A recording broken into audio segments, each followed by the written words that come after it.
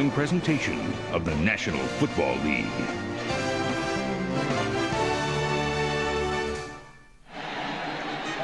It came down in buckets earlier, but just a light rain right now. We expect some intermittent rain throughout the afternoon. A mild 82 degrees here, a negligible wind. This game is also available in Spanish by hitting the SAP button on your television, not the Patrick Sapp button, the linebacker for the Arizona Cardinals. Dolphins won the toss and chose to receive. Chris Jackie set to kick this one deep. Brock Marion and Jerry Wilson are back for the Miami Dolphins. John Avery put on the inactive list for this game by Jimmy Johnson. We are underway in Miami. A short kick. Marion finds a seam up past the 35 to the 38-yard line. Pat Tillman makes the special teams play. A 23-yard return for Marion. The Miami offense ranked 19th in the NFL last season. Rolled up 325 yards in the opener. Behind that man, Dan Marino, AFC Offensive Player of the Week, and only threw it 23 times. Up front, Webb, Dixon, Ruddy, Donnelly, and James Brown making his 60th consecutive start. Kareem Abdul-Jabbar behind rookie Ram Conrad in the backfield. Tony Martin and O.J. McDuffie, the wide receivers, and Troy Drayton at tight end. First down and 10 from the 37. Marino on play action with time. Dumps it over the middle. This is Abdul-Jabbar. And he is tackled by Rob Fredrickson after a pickup of 6 on first down. Arizona defense ranked 14th in the NFL last season. Led up front by Simeon Rice. There's Jerry Drake and Rashad Swinger and Andre Wadsworth. That's the defensive line. We'll get to the rest of the lineup in a moment. Second down and 5 for Miami.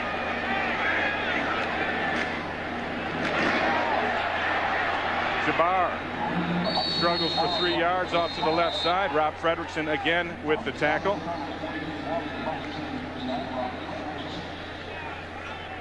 Abdul-Jabbar will split sometime with Cecil Collins, as you heard today, as we look now at that Arizona defense up front. Rice, Drake, Swinger, and Wadsworth. Rice had 3 forced fumbles in the first half last week. Walls, McKinnon, and Fredrickson over from Detroit are the linebackers. Chavis and Williams, the corners. Tommy Bennett and Kwame Lassiter are the safeties.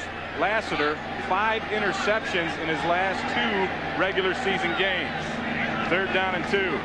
The toss to Jabbar.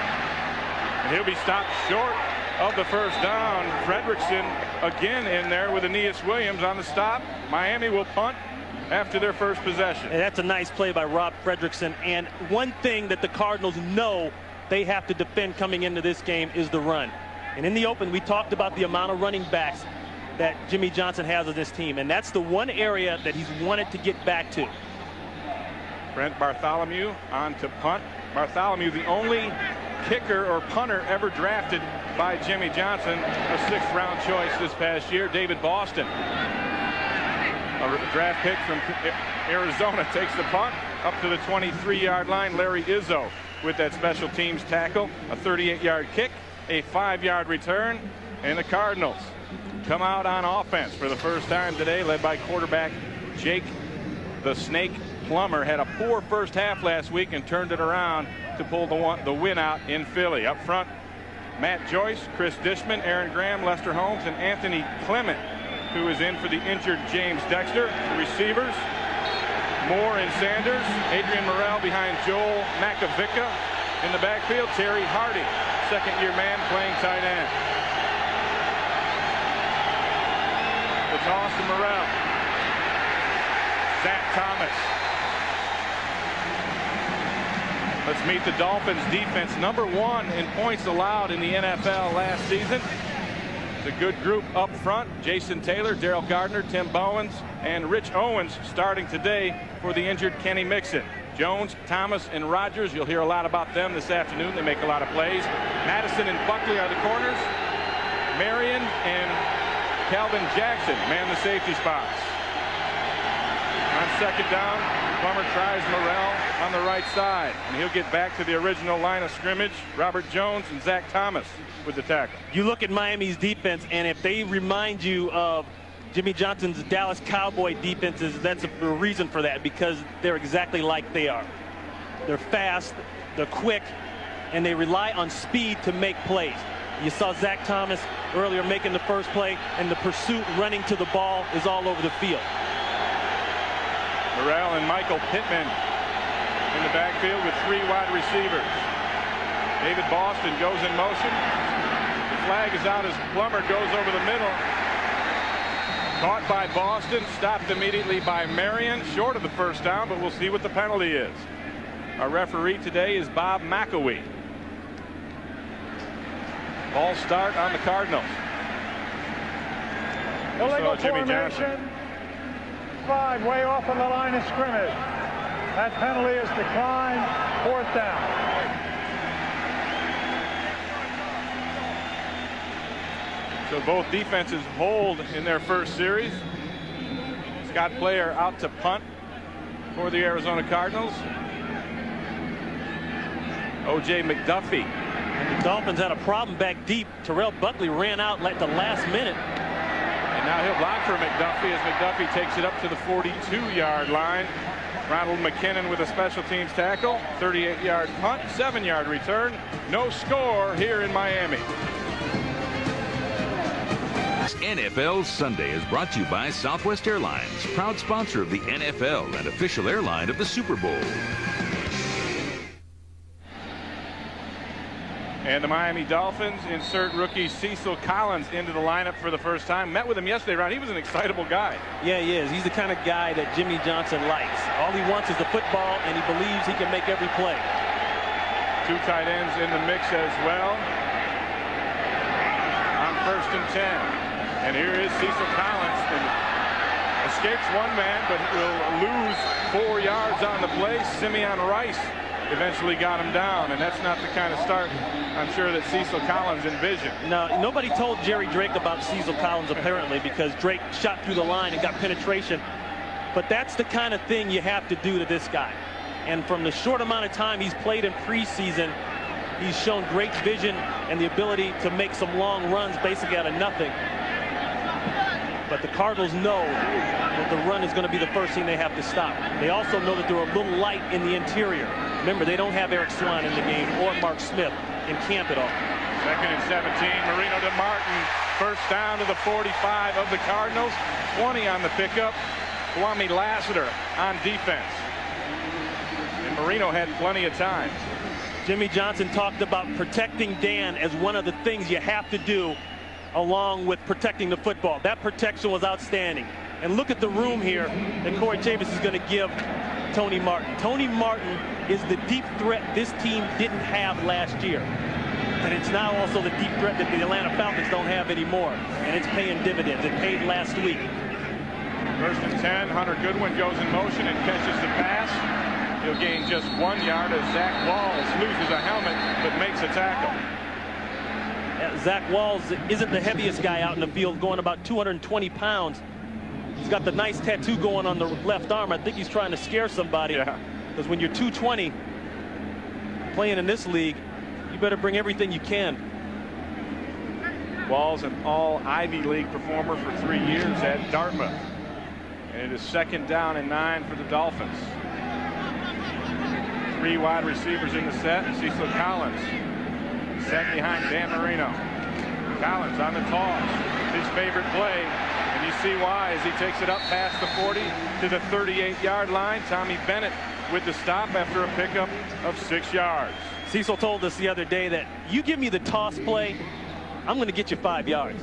And he was sincere about that. And that's exactly what he did. Looked a little roughed up there. He's been bothered by the ankle injury.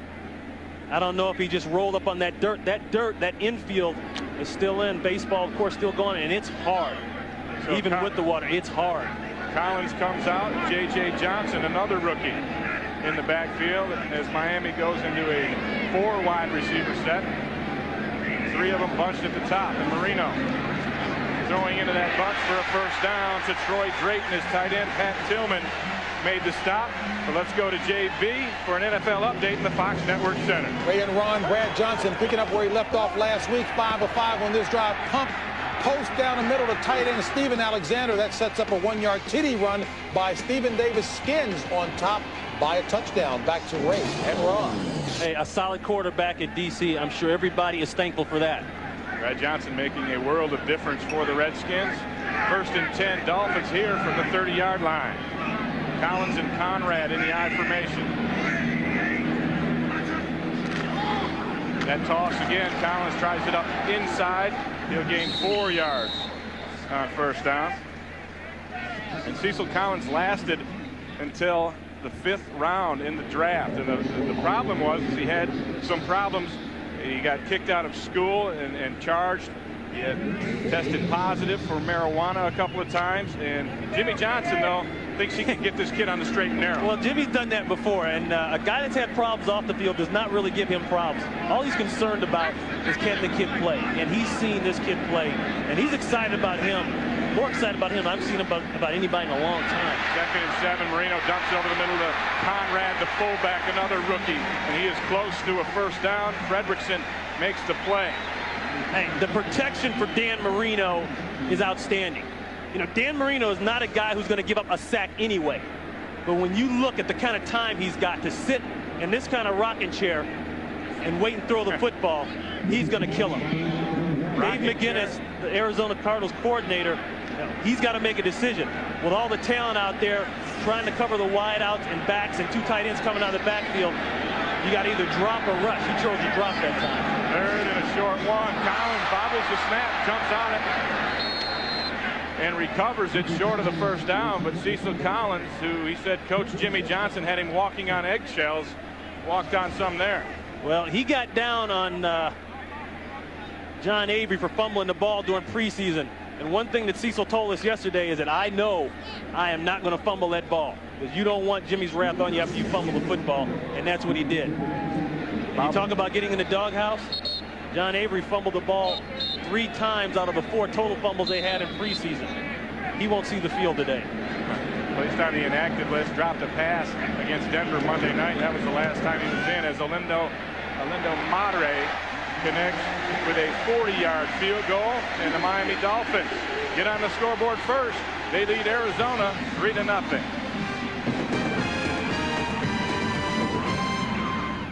Johnson came over and talked to his prized rookie running back Cecil Collins. Calm him down after that fumble. Yeah, I think Collins is a little excited. You know, this is his first real time. Preseason is one thing, but he knows this is the real deal, and I think he wants to make a lot happen right now. Madre kicks this one. I don't know why they let that ball drop. Pittman let it bounce. Actually, Pittman picked it up after Bates let it bounce, and they get it out to the 23-yard line. Oof. A 9-yard return. A scary spot for the Cardinals, but they'll take over on their 22. The largest man ever drafted by the Arizona Cardinals, Anthony Clement, getting the start today. 6'8", 355 pounds, replacing James Dexter out with a groin injury, as Arizona takes over their 2nd possession. 1st and 10 from the 22. Plummer will throw. Looking for Rob Moore, incomplete. Buckley with the coverage. Gardner doing a little jaw jack into Plummer. The Dolphins know one thing about Jake Plummer. He starts out fast, he starts out erratic. That's got him in a hole last week, and they want to avoid that. Vince Tobin said we need to start out slower with him. He's got to be more under control. We can't afford to go down by 21 points. And he's right. 2nd down and 10. Moore to the right, Sanders to the left. Miami brings the blitz. Plummer with a flag out, goes down field for Rob Moore. Cannot hang on to that one. Buckley there with coverage, and another flag comes out in the vicinity of Buckley and Moore. I think it's clear that they're going after Terrell Buckley. They're going to challenge him today, but they're going to get a flag, looks like, against the Cardinals. Well, we saw one of them is definitely on the Cardinals. The Dolphins showing a lot of movement in the line of scrimmage, a lot of blitz pressure. One thing. We have offsetting fouls. Defensive pass interference, number 27. Illegal formation, number 65 of the offense. The penalty's offset. Replay the down. Jimmy Johnson complaining the call on Buckley. Let's take a look at the interference down the field. One-on-one. Buckley's got no help. He's got Rob Moore, just a straight-up go route. Now you see Buckley never looked back for that ball. And that's why the call. He never looked back and played the ball until real late. And then they had Clement with the illegal formation lining up in the backfield at right tackle. They say he's too far off the ball, so we'll redo it. 2nd and 10, 4 wide receivers in for Jake Plummer. He changes the play. And he goes to the corner for Rob Moore. Got him. And what a throw. Caught by Moore near the 50-yard line, a 25-yard pickup. Moore working on Sam Madison. One thing that Rob Moore told me last night is that the corners never get any help from the safeties. They're always one-on-one. Now there's a size difference there. Moore, he goes about 6'3", 6'4", working against a smaller 5'11" Madison. Jake Plummer doing a good job of throwing that ball up. And as Rob Moore said, the outside shoulder will be big today. 1st and 10, Plummer going downtown again. Overthrows Rob Moore. And there is a flag down in the area of illegal contact as Sam Madison was a little upset.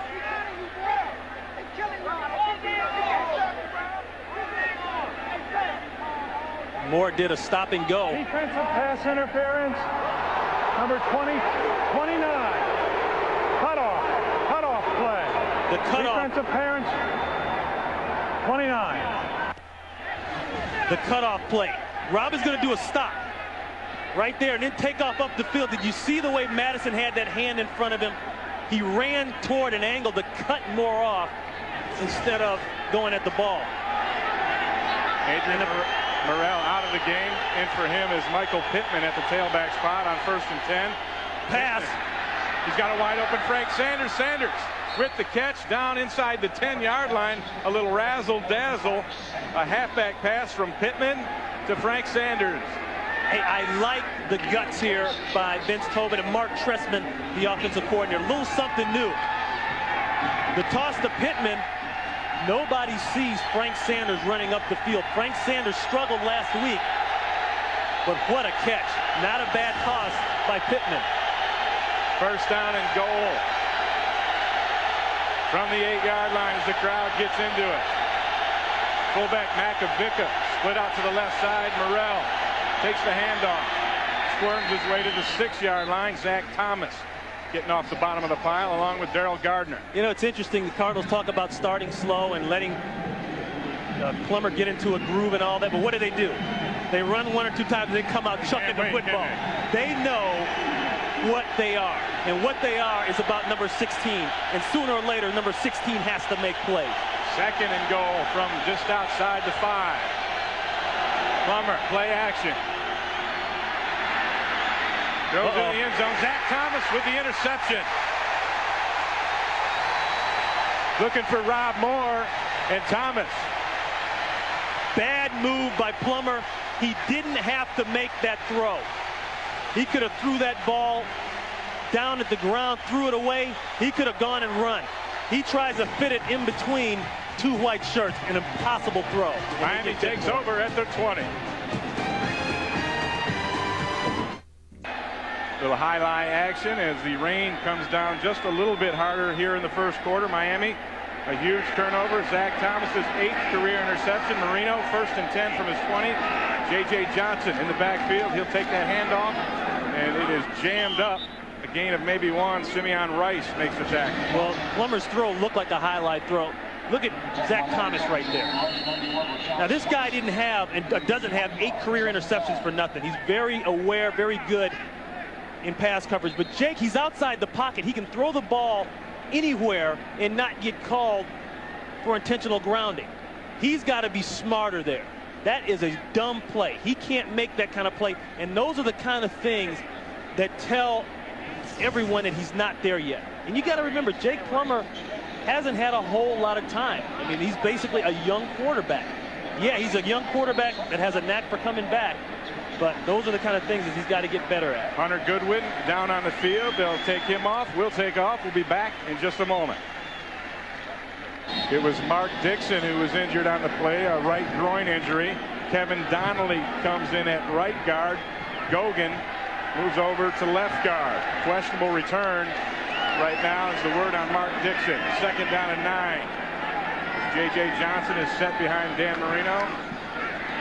Marino with time dumps it off to Johnson. He is hit. The ball is out.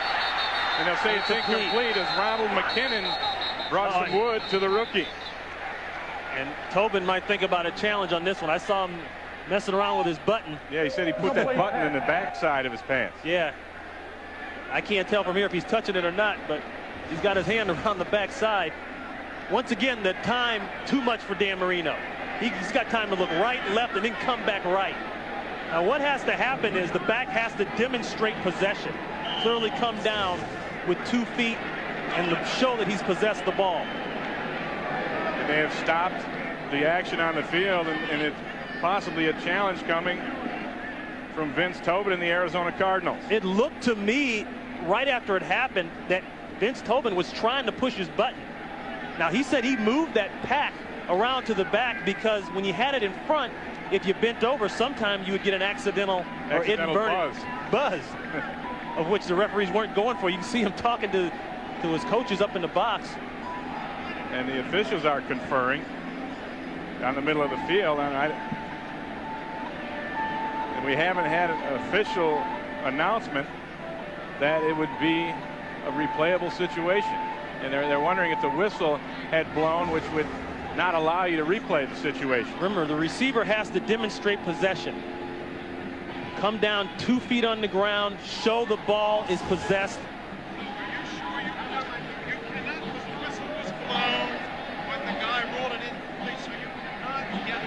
And you hear Bob McElwee say the whistle had been blown, boy, already. Yeah, and what Tobin is... There is no challenge. Oof. There is no challenge. And what Tobin is arguing is that, no, I did hit the button.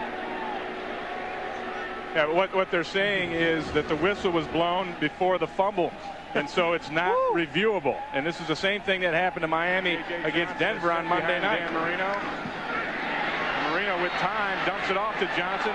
He is hit. The ball is out. And they'll say I didn't hear a whistle until the very end. No way. Vince Tobin just got worked out of a challenge. So it's 3rd down and 9 for the Dolphins. And that might have been a good challenge to take. It was a good challenge to take. You recover the ball in that part of the field. That's one you go ahead and take a chance on early in the game, especially when you're playing the Dolphins at home.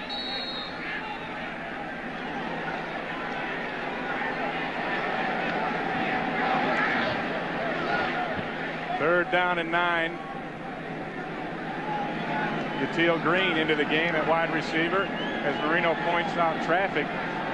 But with the whistle blown according to the referee, that wouldn't have been reversed anyway, as McDuffie catches the ball from Marino and gets a 1st down for the Dolphins. 16 yards on the gain, and how critical is that now as Miami converts? Yeah, and that's Marino's guy, especially on 3rd down. He described O.J. McDuffie as just a tough guy. He used some other adjectives, but we won't mention them. And you got to be working in that slot. I mean, he's led the NFL in receptions. He leads a team in the 1st down catches. He's the go-to guy inside when you have to move the chain. J.J. Johnson tries the right side. Rashad Swinger there for the Cardinal defense. I want to clarify that replay situation. The referees called it as the whistle was blown before that ball came out, so therefore it's not reviewable. So even though it looked like a fumble to us, it still wouldn't have been reviewable, and wasn't reviewable according to Bob McElwee. He said the whistle was blown. I heard a whistle well after that fumble. That's my only beef. 2nd and 9. Marino on play action. Over the middle to his tight end. Drayton up for a 1st down. 11-yard pickup as he worked on Pat Tillman. This is what weapons do for you, okay?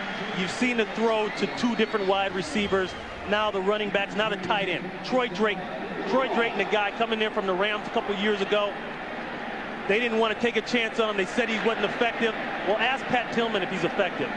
That's a big target. He can block, but he can also be effective in the vertical passing game and up the field catching the football, as you saw there. Cecil Collins back in the backfield, takes the 1st and 10 handoff and rips off 5 yards on the right side. Andre Wadsworth makes the tackle for the Cardinals. Great blocking up front. And there's another example of having depth. You see the injury there to Dixon. So what happens? Donnelly and Gogan, who have previously been switching off time, Donnelly goes over, takes 1 guard position. Gogan comes in, and they don't lose anything. No drop off. Gogan, of course, was with them. With Jimmy in Dallas with the Super Bowl year. Collins picks up a 1st down, a gain of 9 on the play. Zach Walls makes the play, and Cecil Collins using some of that vision on the cutback lane. And that's the one thing that Jimmy Johnson said. This guy has incredible vision. He said he's never seen anything like it. And you're talking about some pretty good backs. 122 I can remember in Dallas. He can see things that most backs can't see, and that's what makes backs great. That ability to see those cuts, those fine seams, and get to them. And he's got the skills to do that. And Collins cuts back again for 3. And Jimmy was talking about Collins. He said early in preseason he ran a play off tackle and slowed down and then busted it outside. And he said, why'd you do that? Well, he saw the blocker coming in from a wide receiver spot, and it opened it up for him. And they just shook their head in amazement that his vision was that wide. That was the final play of the 1st quarter. The Miami Dolphins have a 3-0 lead over the Cardinals. We'll be back for the start of the 2nd quarter after a word from your local Fox station.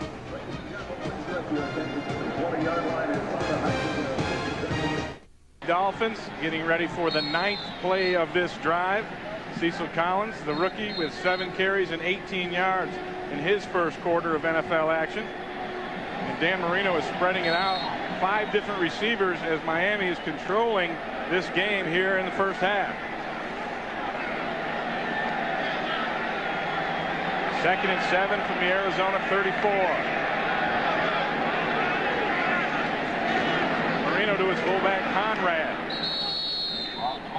McKinnon there for the stop after a short gain. Ray, you just talked about that distribution for Miami. That's the problem when you're playing a team that's got weapons, that has everything where it's supposed to be, and you can see it right there. Marino is spreading the ball out. If you rush and try to get extra men for pressure on the quarterback, now you give up in the back on coverage. And when he's stinging them with the tight end, the running back, 2 receivers, Dave McGinnis, defensive coordinator, is saying, I got to drop these guys back in coverage. Marino's going to get rid of the ball anyway. It's hard to sack him anyway. Here comes something. 3rd and 6 as the Cardinals bring the pressure. Marino dumps it outside looking for McDuffie. Incomplete. Lonnie Lassiter with the coverage. Nice job of sugaring the blitz. In other words, faking the blitz. Bennett and Lassiter all came up on the line of scrimmage. They showed a 6-man front, and at the last minute they drop out, just trying to confuse the blocking scheme, and more than anything, put in Dan Marino's mind that he has to get rid of the ball faster than maybe he actually does. So on 4th down, Olindo Madre will come out for a 51-yard field goal. He was good earlier on a 39-yarder. Eward with the hold. The kick is up, and it is true. 51 yards from Olindo Madre, and the Dolphins parlay a 10-play drive into a 6-0 lead over Arizona.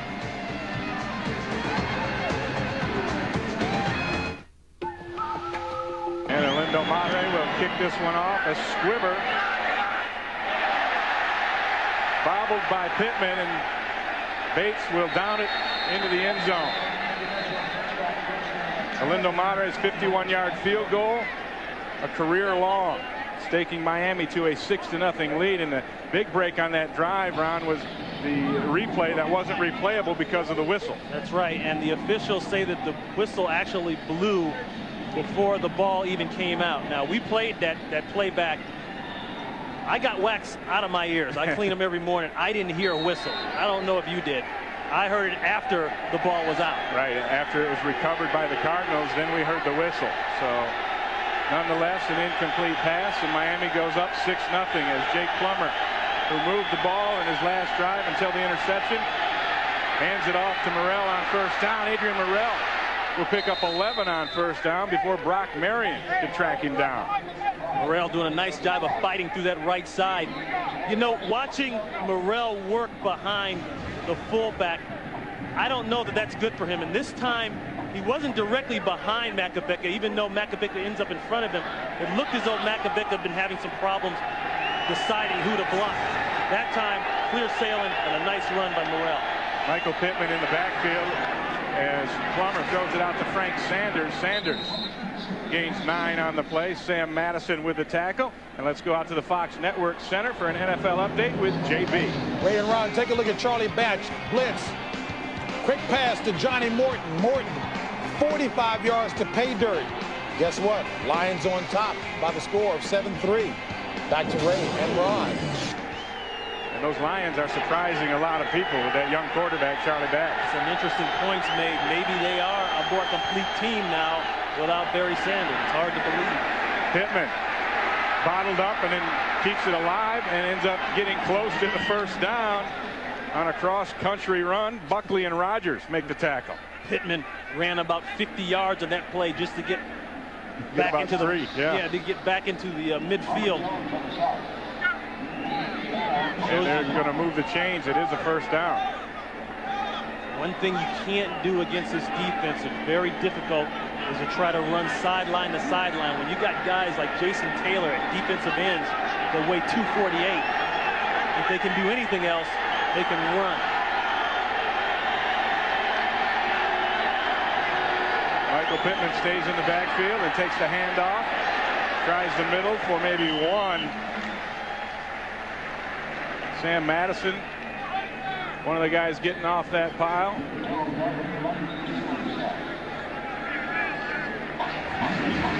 Big preseason for the Cardinals down in front. They had a lot of injuries, a lot of stuff go on off the field. Had to move a lot of people around. Dishman, he's playing in there. Had the elbow surgery in training camp. Lester Holmes, of course, had that car accident. Matt Joyce played guard all camp.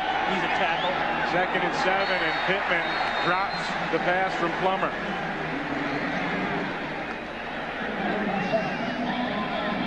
One thing funny that Jake Plummer said about starting games, and maybe that interception earlier was a sign of it. He said, I am exhausted at the end of the first quarter. I am so hyped up and ready to play the game that I just can't settle down. It has been like that ever since I've played. And that's that Sandlot mentality. Sometimes it works for you and it works for him toward the end of the game when they need points, but in the beginning of the game when it's 0-0, that's horrible for him. It wears you out. 3rd down and 7. And Plummer looking over the middle, overthrows Frank Sanders, but as a flag comes out late over where Madison was working on David Boston. Boy, that one really took off on Jake. Illegal contact, number 29, defense. 5-yard penalty, automatic first down. The Miami corners play a physical brand of ball, and sometimes it costs you. Madison down here, the bump and run. I don't know about that. I tell you, that's a tough one there. Within those 5 yards, it looked like there was some contact by both people within the 5. You can see Jimmy complaining about it.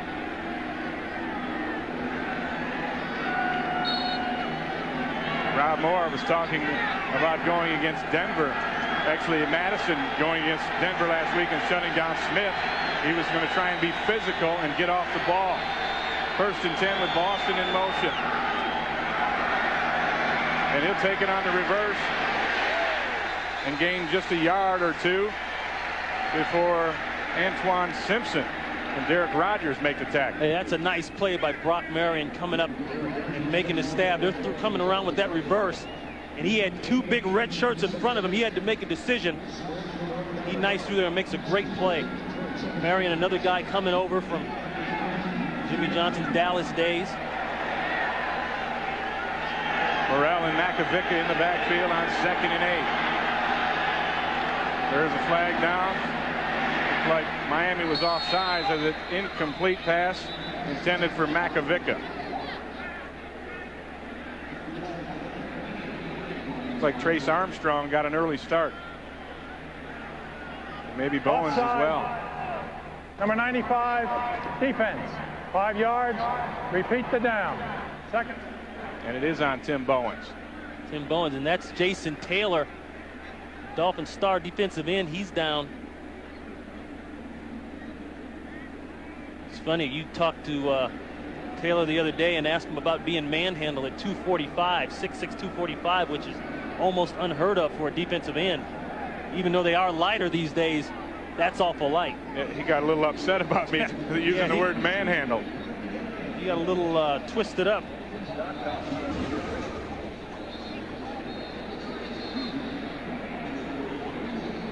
It's Plummer, and probably it looks like he just lands kind of funny. I don't know if he got a little shot there before he came down. Jake Plummer's talked about gaining on some weight in the preseason. He walked into the meeting the other day. I didn't see it. I didn't either. I thought it was some equipment manager or somebody sitting in there watching a football game, a college game on TV, and I looked again, and it was Jake. I mean, that's great. The defensive end, 248, falls on the quarterback, is 185 and gets hurt. And Taylor is up and coming off the field under his own power.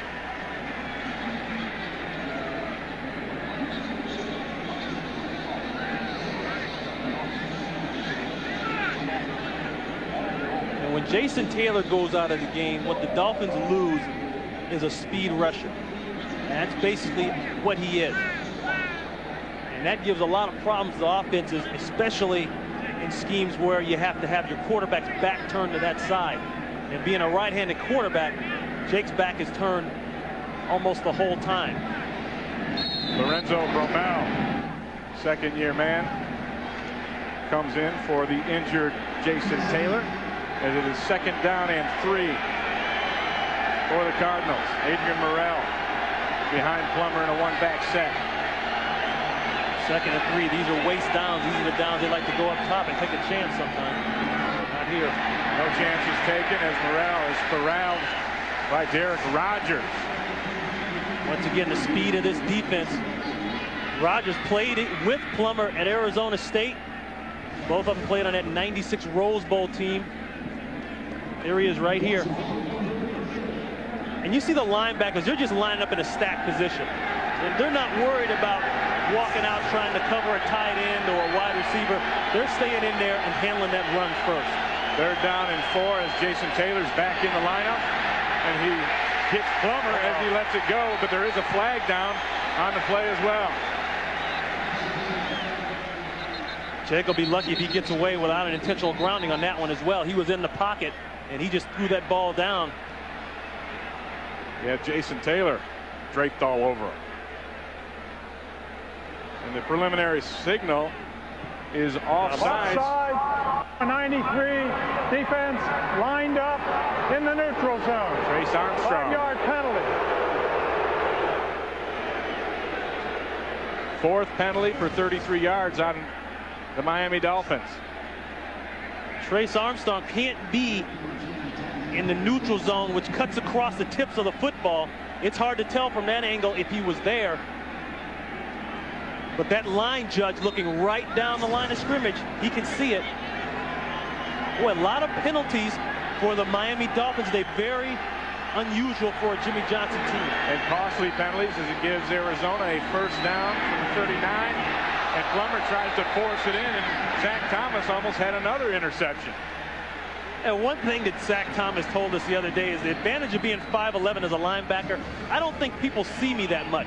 You know, I'm not so sure that Plummer sees him here. I mean, from that angle, you'd wonder why, but he lets that ball go, and if he'd looked first, once again, there's Zach Thomas standing right in front of him. And it was a nice play from Frank Sanders turning into defense and knocking it away from Thomas. 2nd down and 10. 9th play of the drive, Adrian Morrell on a draw. Slam. Daryl Gardner with the defense. Let's go to our Fox Network center in Los Angeles for an NFL update. Here's JB. Ray and Ron, Giants offense did not cross the 50 last week. In the red zone here, Charles Way, 7-yard touchdown run. First offensive score for the Giants this season. Trailing Washington, though, 21-7. Back to R&R. R&R. That's what we could use, a little R&R. 3rd down and 10.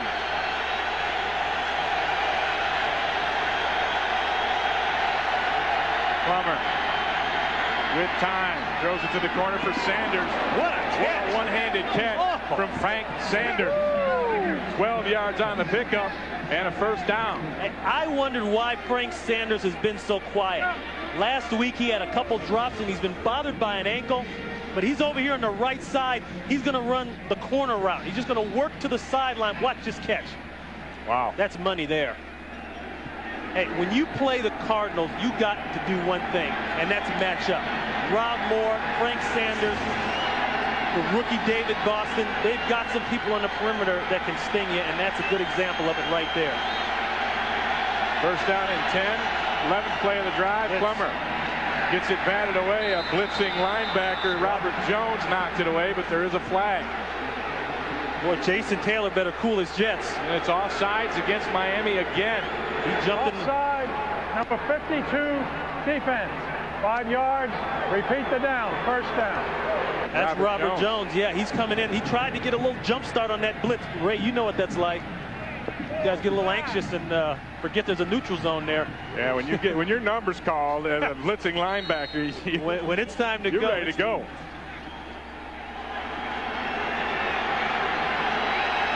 So the 5-yard penalty makes it 1st and 5. Sanders comes across in motion, doubles back. Pittman. He's hit for no gain as Tim Bowens stuffs Pittman. Yeah, Bowens is in on it now. He's doing a little trash talking. Darrell Gardner, 92, came with the swim move. And this really started all because he's in Pittman's face right now, forcing him. Watch Gardner right there. Watch this move. I mean, come on. You got to give your back a chance. 2nd and 5. No gain on that last play as Plummer throws it out quick. And Sanders picks one off the ground. Another great catch from Frank Sanders. That's 3 this afternoon. George Hill, the Dolphin defensive coordinator, knowing that he's backed up in the red zone, going to put some heat on Plummer. He's forced the interception before. Remember that. So he's going to come at him and try to force it again. 3rd down and 1 for the Arizona Cardinals. Michael Pittman splits out wide from his running back spot.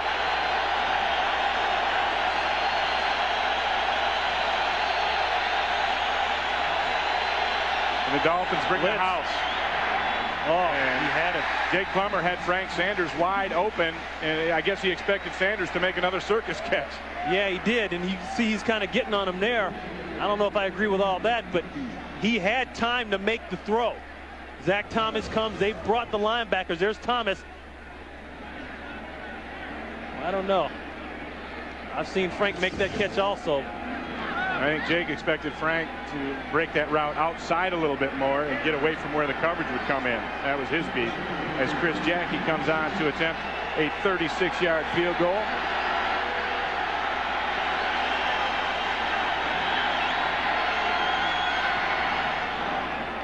And that kick is dead solid, perfect. And the Arizona Cardinals get on the board. Miami 6, Arizona 3. Ray Bentley and Ron Pitts in Miami as Jimmy Johnson basically quit for, I don't know, a few hours until Dave Wannstedt, an old confidant of his, was brought onto this staff. That's right. Wannstedt has been with him at Pittsburgh. He's been with him at Oklahoma State, and Miami. And he is like his second eye on this team. Ball's out. Brock Marion fumbles. Makovica made the special teams play. And that is recovered by the Arizona Cardinals. I would love to be in the Dolphins locker room at halftime with all the penalties and with the mistakes. Here's a turnover on special teams, an area last week that they made some big plays. Brock Marion going back there for the first time this year, returning kicks. Ball security is always the thing, and that's what Jimmy Johnson has talked about all week. Hold on to the football. That's what he told me down on the field before the game. He said, I just want to make sure we protect the football. And you can see the Cardinal bench. They got That's called excited. momentum there, baby. And that was Dennis McKinley, another rookie fullback who recovered the fumble as Plummer hands it outside to Morrell on 1st and 10. Zach Thomas, wow, gets him down after a gain of 3. But we showed Dave Wannstedt, and the reason is during the first half of ball games, Wannstedt will be upstairs in the booth, and he'll be watching things, checking things out. And in the second half, Ron, he comes down and mingles with the players, trying to pass on some of that knowledge. Right. His whole role right now is to just be another eye, another brain, another idea for Jimmy Johnson. He'll go down the second half and kind of pass on that information like you said, Ray. 2nd down and 7. Play action. Plummer with time into the end zone. Looking for Rob Moore. He overshoots Moore. He was waiting for Moore to do that bend out. Very smart coverage by Terrell Buckley. They can say what they want to about Terrell Buckley, and a lot of people haven't liked him in the past, and they say he's a big talker, and he may be, but you know what? The guy works hard. And he knew right here, man to man, he's got to protect himself inside. He's going to lose his help. The safety disappears. He's got man to man. He does a good job of forcing that ball to go back outside. 3rd down and 7. Plummer in the pocket with pressure, goes to the end zone again. Knocked away. Terrell Buckley saves the day as Plummer was looking for Boston. The pressure is there. Plummer had time, but that pocket is closing in fast. Look at Taylor coming upfield. Nice job on the outside by Joyce. He has time to get rid of the ball. But once again, Terrell Buckley, knowing he doesn't have help inside, he's actually a step late. A little bit underthrown. If Plummer can throw that ball up the field more, that might have been an easy 6. But you know what? There is a DB god out there. and you know him well. I do know him. He saved me a couple times. Chris Jackie on for the 45-yarder. Up and good. And it's all knotted up here. Arizona 6, Miami 6.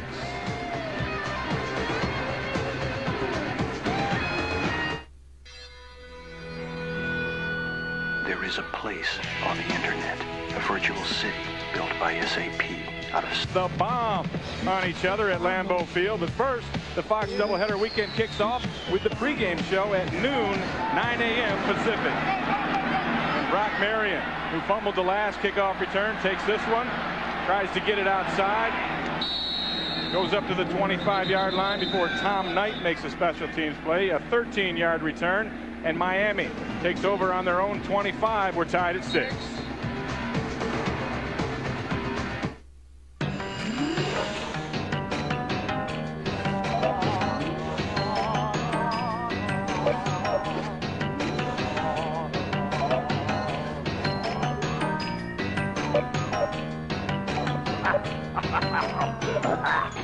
Oh, hey! Wow!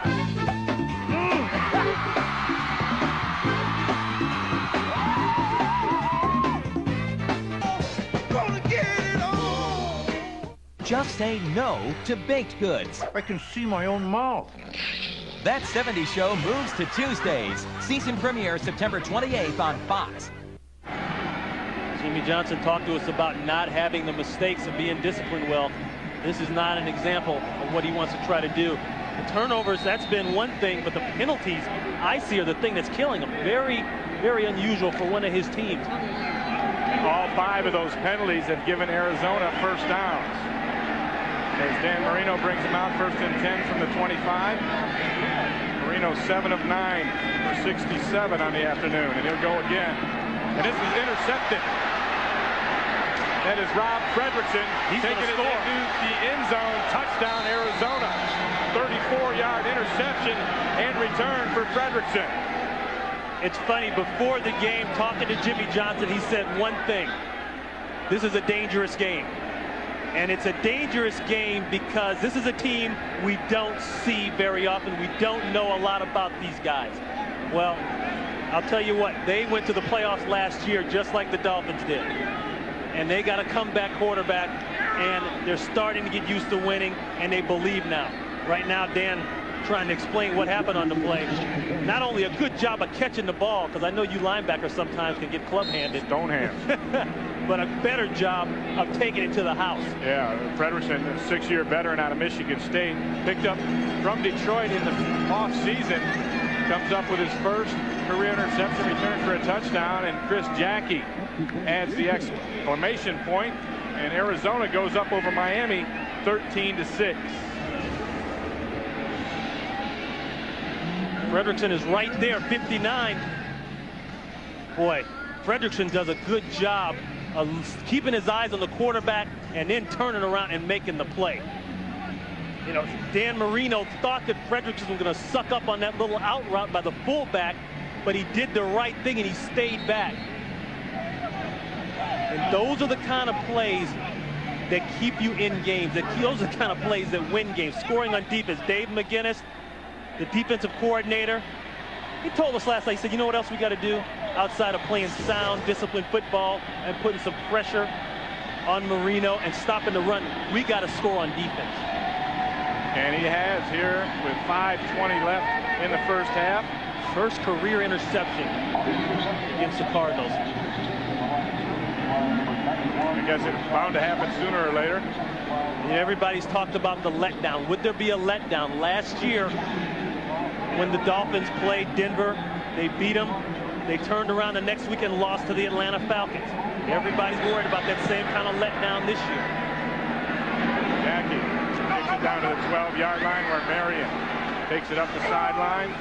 And he is forced out of bounds near the 34-yard line, a 23-yard return.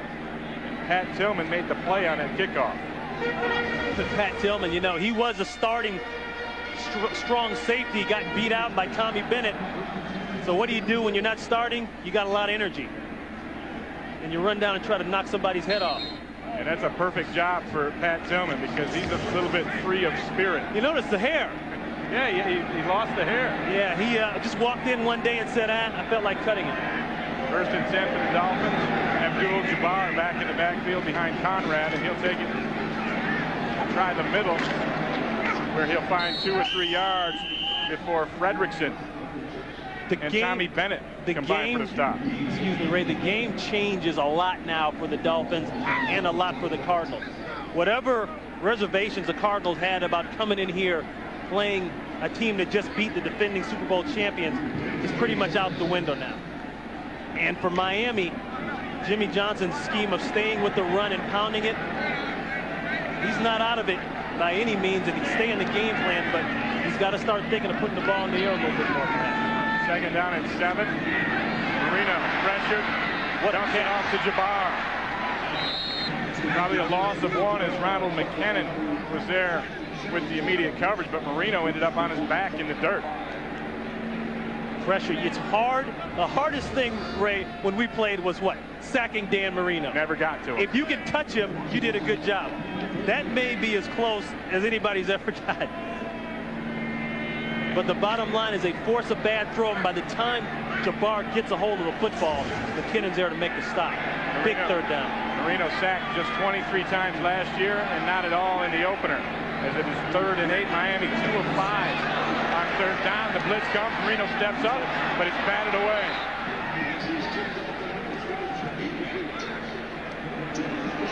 It all starts from the bad snap. Marino, oof, you know, when Danny gets that look in his eyes, he can get in some people's face. Brad Otis looked like he came through there and got a piece. 96 Otis right there. Yep. That's another thing you do to a guy that's got a quick release and doesn't take the sack. You can't touch him, get your hands up, and knock the ball down. Brent Bartholomew on for his 2nd punt of the day. David Boston. Nice punt. Inside his 20, all the way back to the 14. Boston, with some moves, gets it up to the 20-yard line, a 49-yard punt, a 5-yard return. This week on Fox Saturday Baseball, the Diamondbacks continue to gear up for the postseason as they clash with Barry Bonds and the Giants, plus other regional action. Coverage begins within the zone. Check your local listings for the game and time in your area on Fox. There are some races going on in baseball this year. It's the National League. Going to come down to the wire, it looks like.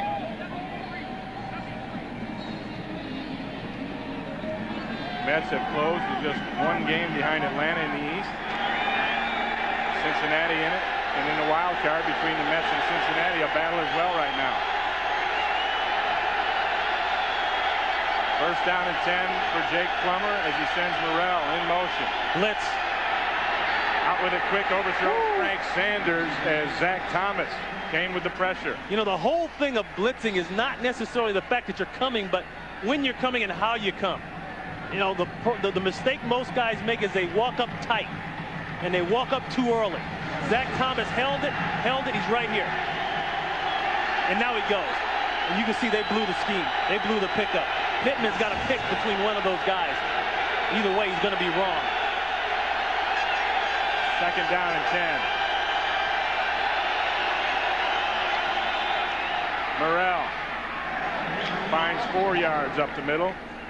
Daryl Gardner in on that tackle, and Zach Thomas is a wonderful blitzer, and the reason is he does such a good job with the mind games as far as when he's coming and when he is not coming. And the one thing he likes to do is just not look at where he's going. If you look at him, they know you're coming.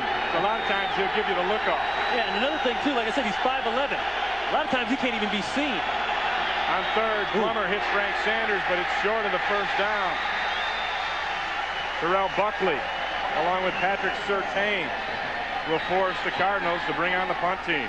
The Dolphins defense stepped up in that series. They said, okay, we've had some turnovers. We've had some bad things happen here. We've got to come out this series going into halftime, give Dan Marino the ball back so we can get a score. They made a statement on that play, on that series. Scott Player, who averaged just 34.4 yards in the opener, will kick it to McDuffie and Buckley. And this will be Terrell Buckley at his 25. He is ankle tackled by Zach Wall, the rookie making a special teams play. Another reminder for you, next week it's a Fox NFL Sunday doubleheader. Jamal Anderson and the NFC champion Falcons battle at the St. Louis Rams. Then it's a bitter NFC rivalry. Randy Moss and the Vikings battle the Packers. The old black and blue division. Coverage begins an hour before kickoff with a pregame show at noon Eastern and at 9 a.m. Pacific. And that is a nasty game. Now, I think that game has taken the place of the Chicago-Green Bay game, because now those are two teams right there that really don't like each other. Green Bay doesn't like Moss, and they don't like the attention he's been getting. Minnesota never has liked the Green Bay Packers. And Green Bay is losing today right now 14-3 to the Detroit Lions as Marino comes out in the shotgun with 2:13 left in the first half. Down the seam, he's got O.J. McDuffie. McDuffie hit by Kwame Lassiter. A gain of 28 yards as we hit the 2-minute warning. The Arizona Cardinals lead 13-6, but Miami and Marino are driving.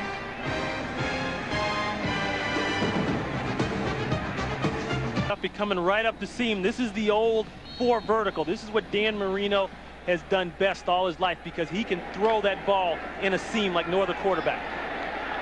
And they catch Arizona sitting in the zone and make a nice play out of it. O.J. McDuffie does everything during the week. Now he works on scout team.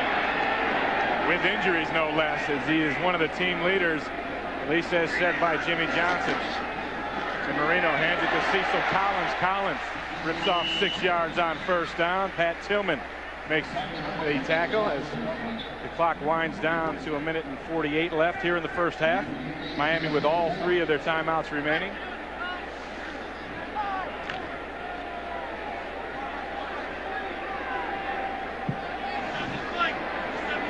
McDuffie to the top, Martin to the bottom of your screen on 2nd and 4. Marino will keep it on the ground to Collins, and Collins busts through a seam up to the 20-yard line. Tommy Bennett had to drag Collins down after a gain of 17 for the exciting rookie. See, there's an example of what Collins does. You see the vision, and you see the way he can stay low and make those cuts. Watch the way this hole is going to open up back this way. Nice but cut. see, he can make those cuts in one step. And that's what the great backs do. They make them in one plant, and they accelerate, and they don't lose any, boom, right there. And they don't lose any acceleration on the cut. Of course, it helps when you have holes like that. But you got to be able to get to those holes too. 9 carries for 41 yards for the rookie Cecil Collins, and everyone said in coming to talking here in Miami what a natural this guy was, and what an unbelievable talent he was, and how they couldn't wait for him to get healthy and get out here on the field, and he really would revive that Miami running game. Yeah, he said the hardest thing for adjusting to the pro game is all the different plays. So I'm used to 50 plays in college. We got about 150 here. Well, he knew what to do with it once he got it, and it is 1st down and 10 from the 21 for the Miami Dolphins. You see Dan Marino's numbers on the day.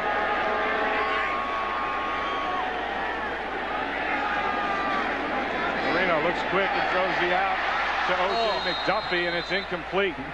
We just got through talking about how hard McDuffie works. A guy that takes extra reps in practice when they need someone to service the defense, all that.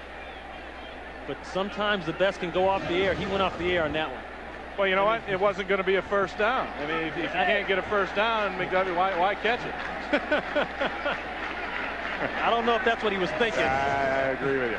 He had Corey Chavis in the popcorn machine pretty good, too. Rondé Gadsden in the lineup down at the bottom of the screen as Collins is alone in the backfield. 2nd down and 10. Marino out quick, looking for Drayton as tight end. It looked like Tommy Bennett got the hand on him. Simeon Rice, Wadsworth.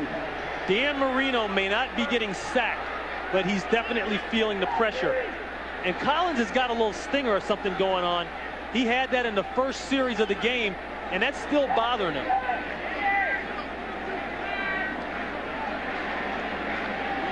Third down and 10 for Dan Marino. They're 2 of 6 so far today in 3rd down conversions.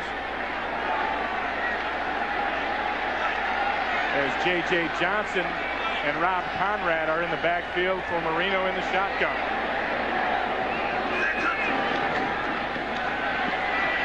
And Marino gets it out. It's short of the 1st down. Caught by Gadsden. And it'll be close. It'll be a 4th down and short, and the Dolphins will use their 2nd timeout here in the 1st half. We were talking about that last play where Cecil Collins looked like he re-injured that shoulder or arm or whatever it was. Right here, he's going to come in, and this is one thing rookies learn they have to do right away. He's got to pick up Pat Tillman on the blitz. Tillman's coming like he's covering a kickoff. You can see he hit right on that left shoulder. He got a nice shot on him, but he paid the price. Ray, you know that feeling when you get that stinger going on. Well, you know, he kind of got turned a little bit. So now instead of having your body behind that shoulder to absorb some of that, he took it all on that left shoulder. But isn't that a nice way, stinger, isn't that a nice term for saying you just tweaked your nerves? Yeah, it just means you were partially paralyzed for a moment. Right. Or not paralyzed, but without feeling. I just wanted to clear that up. Yeah, that's a stinger.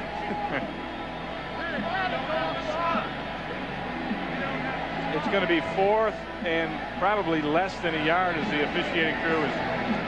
Well, they debated, and now they're not going to measure it. Ball is just shy of the 11-yard line. And the yard to get is just shy of the 10. They need a measurement, and that's what everybody's complaining about. They need to see it. Knowing Jimmy Johnson's temperament, it's they're just going to give him a first down. It to him, yeah. Getting ready to say, knowing his temperament and how he is, he would have gone for it to send a message to his team that I'm not getting conservative. Yeah, well, they gave him a first down. And I think Jimmy was getting very vehement about getting a measurement, and they said, forget it, we're just going to give you the first down, coach. So that's the story. Miami, 1st and 10 from the 11-yard line with 1 minute and 2 seconds left. J.J. Johnson is in the backfield for Miami. And you know, they even wanted the measurement. Could be an appeal. Officials are now trying to sort out the measurement of the football. You heard Dan Marino expressing his opinion about that first down. And we're inside 2 minutes, so Arizona can't challenge this. It would be up to the replay booth to challenge. Well, they look at it. You can't challenge it anyway. it's inside of 2 minutes. Okay. But I'm just saying, that's something that should be looking at. First down, one that...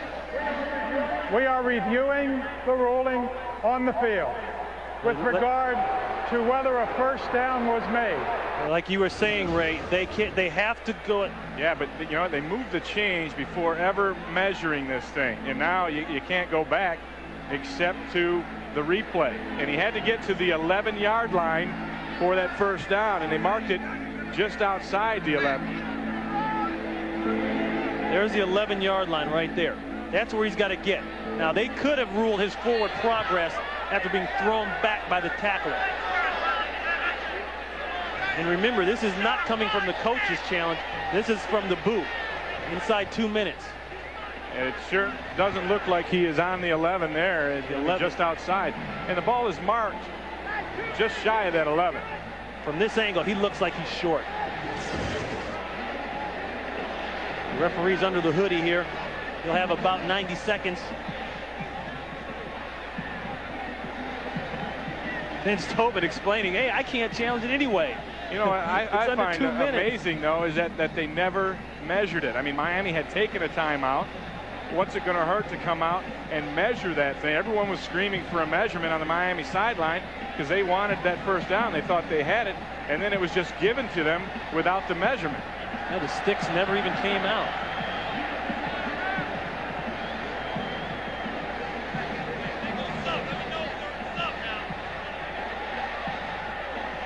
Once again, the 11-yard line, and it's not easy to tell from this angle, but I don't think he got it, though.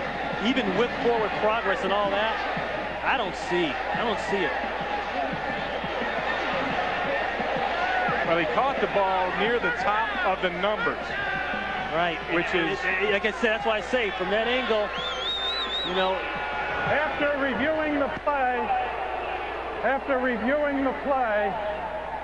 the forward progress spot is the 11.5-yard line, which is short of a first down. It will be fourth down. Wow. There's an example of the replay working correctly. Yeah, I think they got the right call, but as far as what went on the field, yeah, you're right. I go back to why now do you not measure it? And now Jimmy Johnson, he's got to decide. Has to make a decision, and you said you expect him to go for it to make a statement, right, and that's what he's doing. If you kick that field goal, you're telling your team, I'm a little nervous, I'm a little tentative, and if you want your team to be a Super Bowl team, and you're telling everybody all year how exciting it's going to be and where we can go and how we're ready, then you go for it. They called timeout prior to the review. Miami called timeout prior to the review. Yeah, so the Dolphins had just one timeout remaining here in the first half.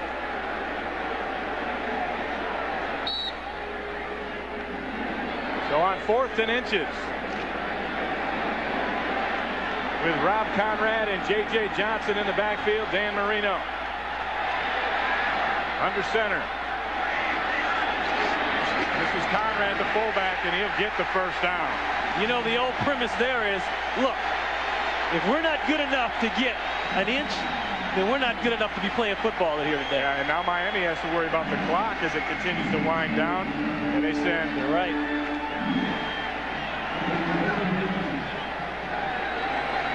McDuffie down to the bottom, Martin to the top. I formation. Marino. Well, McDuffie wasn't ready for that ball. They're not on the same page somehow. McDuffie ran a real lazy out. Marino pulled the trigger early, and that could have been an easy 4-yard completion and an out of bounds. So with the incomplete now, 2nd down and goal to go from the 10-yard line. And at some point here, Marino's got to take a shot in the end zone. He's sitting here with no timeouts. Oh, he has one timeout. One timeout. And he takes that shot into the end zone. Yeah. Touchdown, Miami. The tight end, Troy Drayton, ran away from Tillman.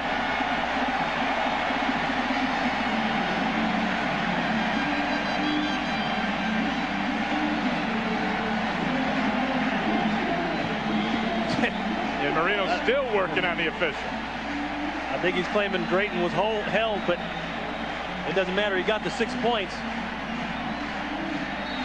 So in spite of having to go back and convert a big big third down, they still end up putting the ball in the end zone.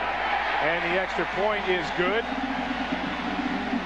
And the Miami Dolphins tie it up 13-all on Troy Drayton's first touchdown of 1999. Troy Drayton, man-to-man, Patrick Tillman. Tillman had a little cloth, and that was one of the reasons that Tillman was relieved of that starting job. They felt that Bennett and Lassiter were better cover people. Perfect throw. And Jimmy Johnson gives a little round of applause as the gutsy fourth down call pays off for Miami. Coming up on the Visa halftime report, JB, Terry, Howie, and Chris will have scores and highlights from around the league. And our Fox Sports ticker will have up to the second stats for all you fantasy players out there. That's all coming up on the Visa halftime report. So now, what did Jimmy Kimmel say about this game? I think he had an upset special on this one. Oh, yeah? He had, in the pregame show, Kimmel took Arizona 26, Miami 24 is what he called. And Jimmy's mama had nothing to do with that, right? As I understand it. That depends on if you ask Terry Bradshaw or not. They were going back and forth pretty good on the pregame show. Well, whenever the mamas are being talked about, it's not good. It just got serious. There might be some dip and chip flying around that avocado room back in L.A. 9 plays, 71 yards in a minute 48. The Dolphins tie it up. Olindo Madre. Nice kick. Puts Bates into the end zone. It goes through the end zone.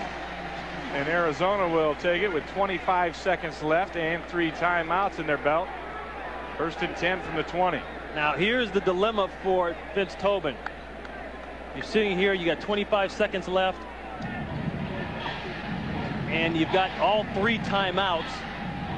Do you say, well, I like the way this game has gone in spite of the mistake down here on the interception and some of the turnovers and things like that? Or do you say, hey, let's go for it? They're going to sit on it. Which I don't necessarily agree with or like. I like to see it play the whole thing out. But remember, we're defensive guys too. That's why we're up here. So an exciting first half that saw Miami jump out to a 6-0 lead. Then Arizona came back with 13 unanswered points to go up 13-6. And now Miami ties it up. And we will go down to Kevin McKay on the sideline with Jimmy Johnson. All right, I'm here with head coach Jimmy Johnson. You get the big touchdown there before the half. Was there ever any question on going for it in fourth down? No, yeah, we were going to go for it in fourth down. We felt like we could pick it up, and we felt like we could move the football. We made just too many mistakes here this first half. Yeah, how concerned are you? Penalties and turnovers in the first half? Yeah, I mean, some of the penalties I just wonder about, but, it's a concern. We've got to correct the penalties, and we gave them the ball a couple of times deep in our territory, one for a touchdown. All right, Coach, good luck in the second half. 13-all. Jimmy Johnson, let's go back upstairs to Ray and Ronnie. Thank you, Kevin. That's the end of the first half here in Miami. The score is even. Miami 13, Arizona 13. Stay tuned for the Visa halftime. Will they? You and I should do the right thing. We should get married. Or won't they? Excuse me? Rob Fredrickson taking it back to the house for 6. And that was really more of a product of Fredrickson making an outstanding play coming off of his underneath coverage, stepping back in and making the interception.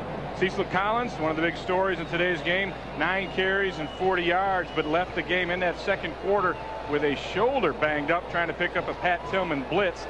So we will see whether or not he'll get any more action for Jimmy Johnson here in the second half. Boy, I got to go back to what Jimmy told me before the game about this being a dangerous game, and he was absolutely right. This team is a dangerous team.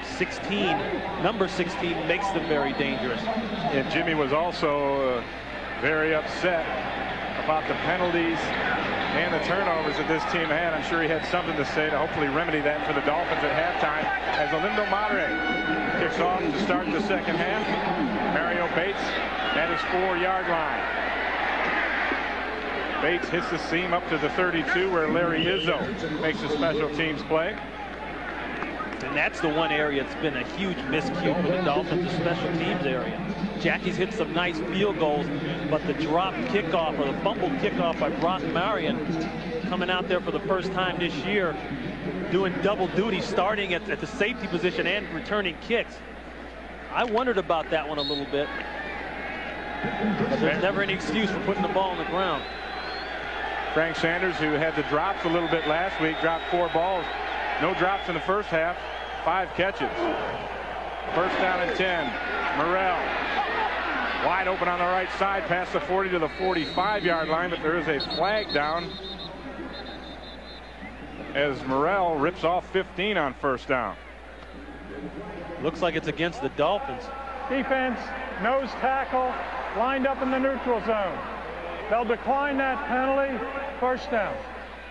Boy, that's the kind of thing that goes on after you have the big game, the big win. Yeah, you can play hard and you can be up emotionally and all that, but you make those kind of mistakes. And they keep lining up in that neutral zone. That's just mental. Yeah, those are mental errors. That's not a good error as Morrell cuts back and picks up 6 more on first down. Brock Marion ends up getting him down. And the Cardinals get into Dolphin territory at the 48.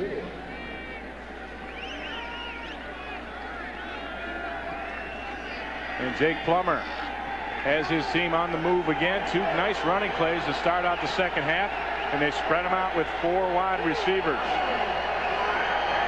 Adrian Morrell still in the backfield as Plummer changes the play at the line. Here comes Zach Thomas. Field off the blitz, incomplete, intended for Rob Moore. Sam Madison with the coverage out there. That's a pretty good scheme to spread the Dolphins out. Mark Trestman trying to dig into the playbook a little bit. He knows that he can lessen the blitz effectiveness. Number one, if he spreads out, that forces the linebackers to have to cover people. That time, Zach Thomas had to take Adrian Morrell out of the backfield. The only drawback is there's nobody back there to protect Plummer outside the offensive line, and he's got to get rid of the ball. Third down and 4 for Arizona. Plummer, and he'll be sacked. Jerry Wilson. Hey, Jerry Wilson didn't try to hide it. He said, I'm coming. He's a corner blitz. They ran this last week against Denver a bunch of times. There he is, 24. And he just beats up on Morrell. Morrell's got to do a better job than that on a defensive back. I mean, he's 5'10", 185 pounds. That's what Wilson is. Morrell is like 211. You've got to do better than that. He picks up linebackers better than that. Scott Blair gets off a nice punt. Buckley from the 15. Dives up to the 21-yard line. A 44-yard punt, a 6-yard return, and Miami will get their initial drive of the first half going when we come back.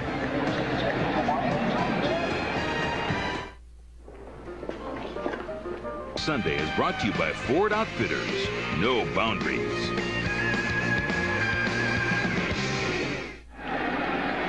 Mark Maddox looking on. He was one of my rookies back in my Buffalo days. One of your rookies, huh? What does that mean? That's a good thing. First and 10 for the Dolphins. Cecil Collins, sore shoulder and all, jams his way up for 3 yards on first down. Hey, one thing you'll see the Cardinals do on defense that's effective, they'll go to a 5-man front. 5 defensive people on the line of scrimmage. Simeon Rice, who's actually a defensive lineman, will stand up. The problem that creates is that you don't know what to count him as, because he's actually a hybrid. That's Joe Green, mean Joe Green, the great defensive lineman with the Pittsburgh Steelers. You don't know what to count him as, a defensive lineman or a linebacker, and how do you block it? And here comes the blitz and the penetration. Zach Walls stops Collins for no gain. Hey, Zach Walls played the first quarter of the Philadelphia game last week in the hotel. He was fired up. His eyes were as wide as buckets. He didn't know where he was. He's getting his first look here, getting his first action, real starting action as a pro. And I tell you what, he's making them kind of plays. 3rd and 7. Miami 2 of 7 on third downs in the first half, as J.J. Johnson checks into the backfield with Rob Conrad as Marino goes out of the shotgun. Arizona shows blitz and brings it. Marino out quick, short of the first down. Hit O.J. McDuffie.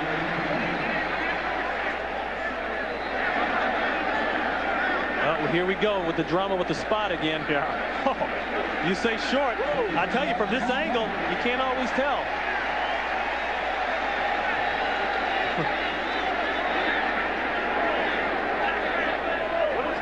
Dolphins up on the ball. They gave him that first down. Dolphins went to a hurry up. Look, there's nobody at the bottom of the screen. They got a receiver down at the bottom of the screen. 2 receivers. Look at this, and nobody's covered up on this guy. And yet they run the ball to Johnson.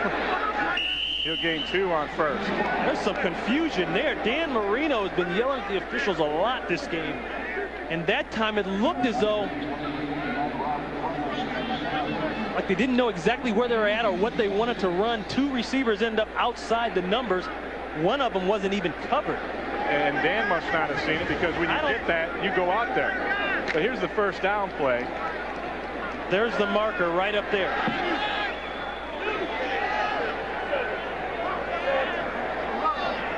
Looks like he was short again. Wow. I didn't think my eyes were failing me that bad. 2nd and 8, Marino. Another interception. Right to Andre Wadsworth. And Marino's going to try to make this tackle. Wadsworth in his zone blitz with the interception. That's exactly what it is, Ray. A zone blitz. And I asked Dave McGinnis, the defensive coordinator for the Cardinals, what do you do to a guy that has a quick release and won't take a sack? I drop more people, and I drop people that he's not used to seeing. The zone blitz has been one of the ways that you get to Dan Marino. You drop people and get him underneath his hot reads where he wants to get rid of the ball quick. You can see his eyes. He's not used to seeing a defensive lineman go. He's just throwing to a spot where he knows the receiver should be. But that time, a defensive lineman named Andre Wadsworth was standing there. First interception in the career of Wadsworth puts Arizona 1st and 10 from the 21. Morrell gets 3 in the middle of the line. Robert Jones, the linebacker, on the stop along with Gardner. It's amazing. Dan Marino never threw an interception against the Cardinals before in his career. He's explaining there what's going on. Now he's thrown 2. He's saying, where'd that guy come from? He's not supposed, number 90 is not supposed to be back there. Hey, what you're looking at right there is a guy that wants it. And what you're looking at here is a guy that also wants it and can do it.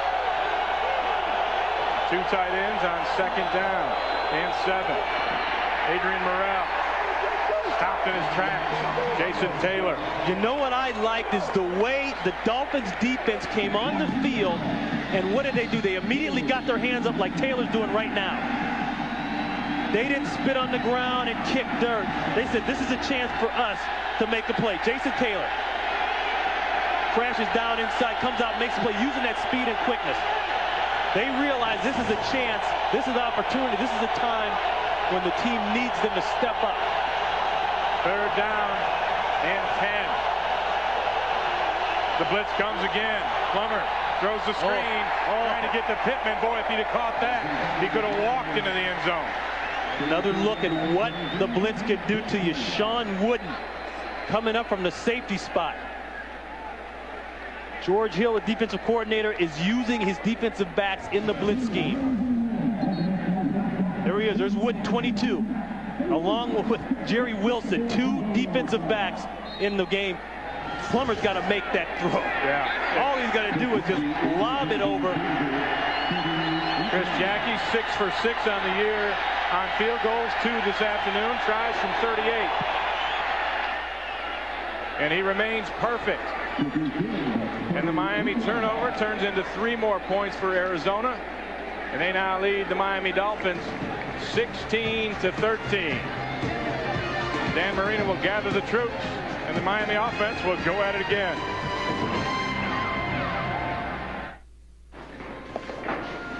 Mikowski.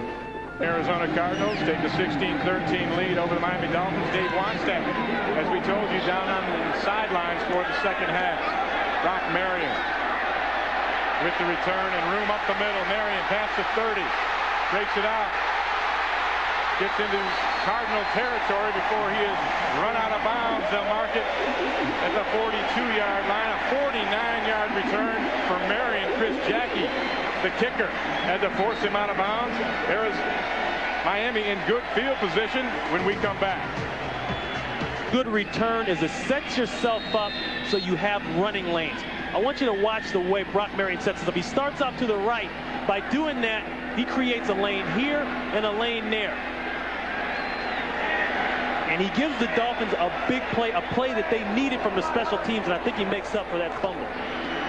Cecil Collins on first down, bounced backwards by Ronald McKinnon. Hey, you know what the Cardinals have done pretty darn good today is stop the run. And supposedly they are light in the rear end inside the tackles on defense. They don't have Eric Swan. They don't have Mark Smith.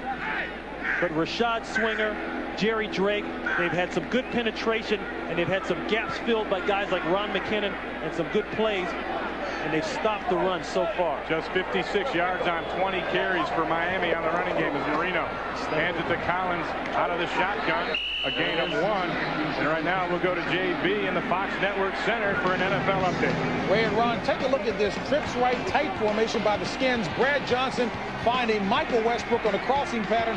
He takes it in for pay dirt. I don't think the Skins can blow this lead, fellas. 43-14. Back as Terry Bradshaw, them two guys, R&R. You never speak too soon, JB, but you might be right about that one. What a statement to go to the Meadowlands and beat up on the Giants like that. Yeah, the Washington offense is for real. 43 points already in that one as Miami comes out on a 3rd and 10. The blitz comes and Marino gets it out quick to Tony Martin. Martin makes 2-man miss and gets the first down up to the 30-yard line. Aeneas Williams makes the stop, a gain of 12. This is what Dan Marino has been looking for. Whenever the blitz is coming, 5 guys come to the line of scrimmage. 6 guys, he knows it's man-to-man out here. He's waiting to see what this guy's going to do. If that guy comes, he knows where he's going to throw the football, and that's where he goes. Tony Martin does what he was brought here to do, make plays after the catch. What they call it, yak yards, yards after the catch. That yak gives Miami a first down as Marino throws it out to Yatil Green. Corey Chavis on the coverage. Green picks up 7. We talked about in the open how the Cardinals were an emotional big play team. Well, we're seeing the emotion on the flip side now. And that shows you how in this game it just takes one play to ignite everything.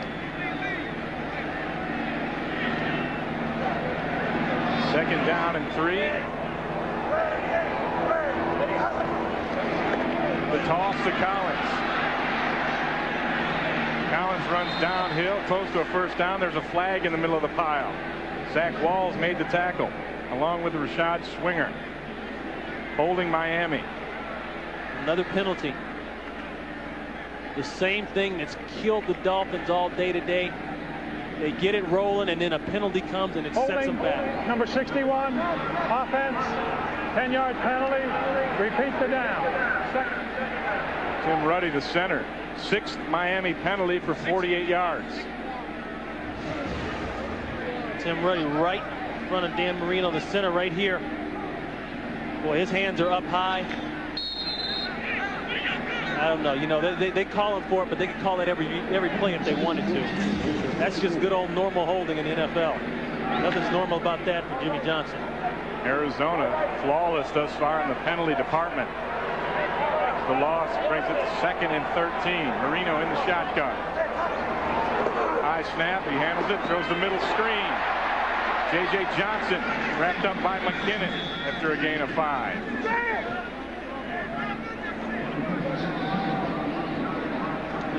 I think that rather than try to fight down the field with the ball when they feel pressure coming, that time just went to the middle screen.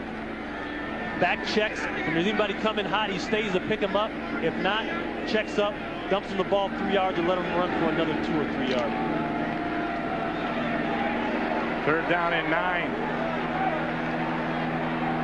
Marino stays in the shotgun. Miami 4 of 9 on 3rd downs. Marino hit as he steps up into the pocket. Andre Wadsworth with the pressure. You know, whenever we played against Dan Marino, especially in the red area, the thing you wanted to do was be in a zone and make him have to decide where to go with the football. Don't give him a man. Watch the coverage here. Everybody's back. Aeneas Williams is back over here. He's the inside corner. Dan Marino really has no place to go with the football. And then the next thing they do is they lock on man within the zone. So play zone, but play man on the guy in your zone. Orlando Madre, 2 for 2 on the year, 1 for 1 on the day. Tries a 48-yarder. And he gets it there. And it's a seesaw battle. And they're dead even right now. Miami 16, Arizona 16.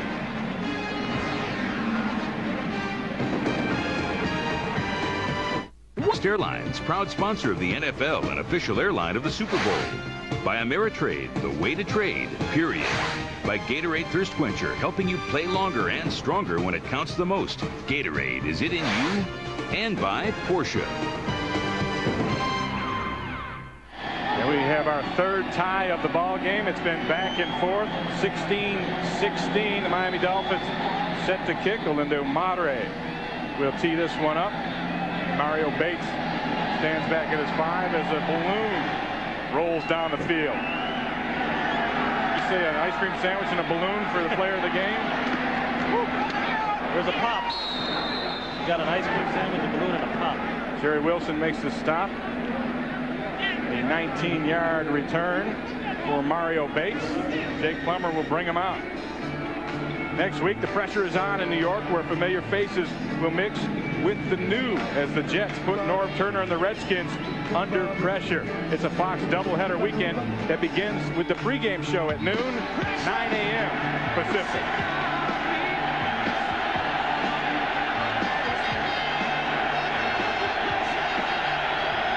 First and 10 from the 28. Jake Plummer hit on just one of his last 7 passes. Flea flicker. Throws it underneath. Intercepted. And run out of bounds. That's Sam Madison. With a 13-yard interception return. The flea flicker backfired. I don't know why you come with that play down here in this part of the field, number 1. And I know the element of surprise is part of it. But once again, Jake makes another poor decision. He doesn't have anything. What's wrong with getting out of the pocket, run, do something? He throws it right where everybody's at. Now, this is who you'd be looking for. Rob Moore, first of all, gets jammed up at the line of scrimmage. That takes away any of that. He never looked for the ball. He couldn't get off the jam. He shouldn't have tried to go there. He should have tried to go, if anywhere, to Sanders on the other side. But definitely not there. Great job by Madison. Second interception of the day for the Dolphins. And Marino with play action looking for the end zone. And this is almost picked off. Corey Chavis had it and let it slide through his hands. Hey, that's football right there. What do you do? Quick turnover? You got to expect that they're going downtown on you. Going to get an in route here by Tony Martin. And Chavis knows he's got help from a safety coming. But boy, I thought he made this interception. Tommy Bennett doesn't even see the ball. Talk about closing on the ball. Look at that. Chavis wasn't even in the picture when the ball was thrown. That's called closing speed. The amount of distance you make up between the time the ball is thrown and the time you can get to the receiver. Second and 10. Marino with time. Dumps it over the middle, and this one is batted away. And that's Andre Wadsworth in pass coverage again. Wadsworth loving that zone blitz. He's going to be on the right side here. See, he just drops out. He comes all the way back and covers Drayton. Remember, that's a defensive end. He comes all the way back and drops into a hook zone and makes a play. That's a guy who was a nose guard in college. Out there covering tight ends. Dave McGinnis using all of his personnel. Must be that Florida thing. You know, he's back home here in the home state. He's feeling good. Third and 10. Flag on the play as officials are pointing in Miami's direction. Prior to the snap, false start, number 80, offense. 5 yards, Third down. I don't care what anybody says. That's Tony Martin that time going off the air.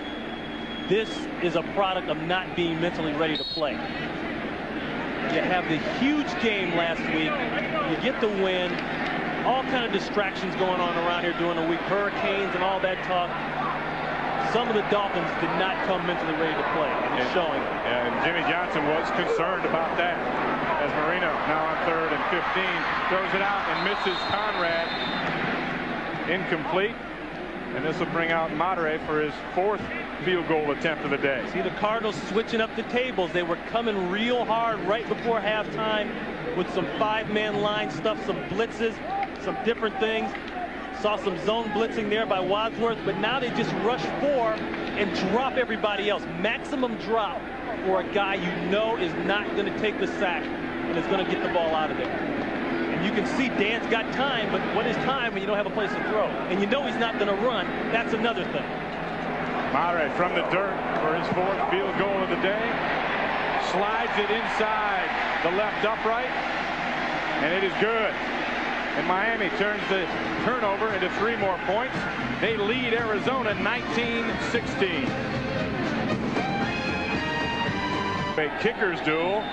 Chris Jackie 3 for 3 on the day. Olindo Madre 4 for 4, tying a career high. Yeah, and you know, this game might come down to the kicker winning it too. It's looking like it more and more. Mare puts this one deep to Mario Bates from the 2. Bates wrapped up at the 24-yard line. Greg Jeffries with the special teams play. In fact, let's watch Greg Jeffries cover this kick. You know, Jimmy Johnson has a knack for keeping around guys just to play special teams. I think Greg Jeffries is one of those.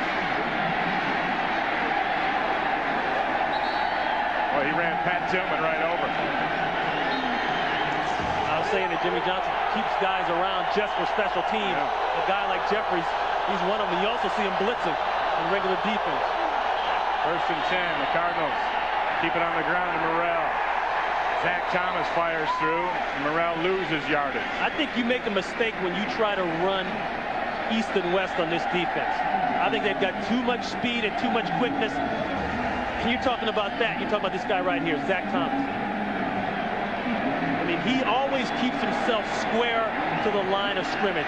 That way he can change directions, come back inside the hole and make plays.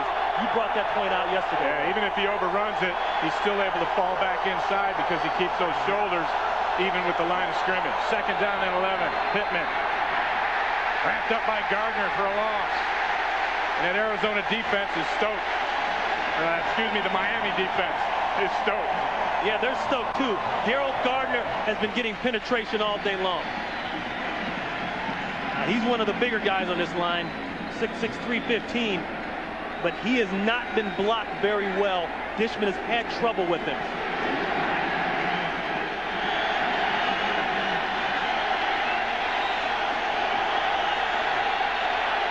Arizona with just 115 total yards in this game as it's 3rd and 16.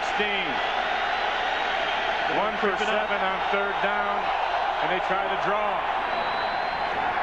And that's Morrell.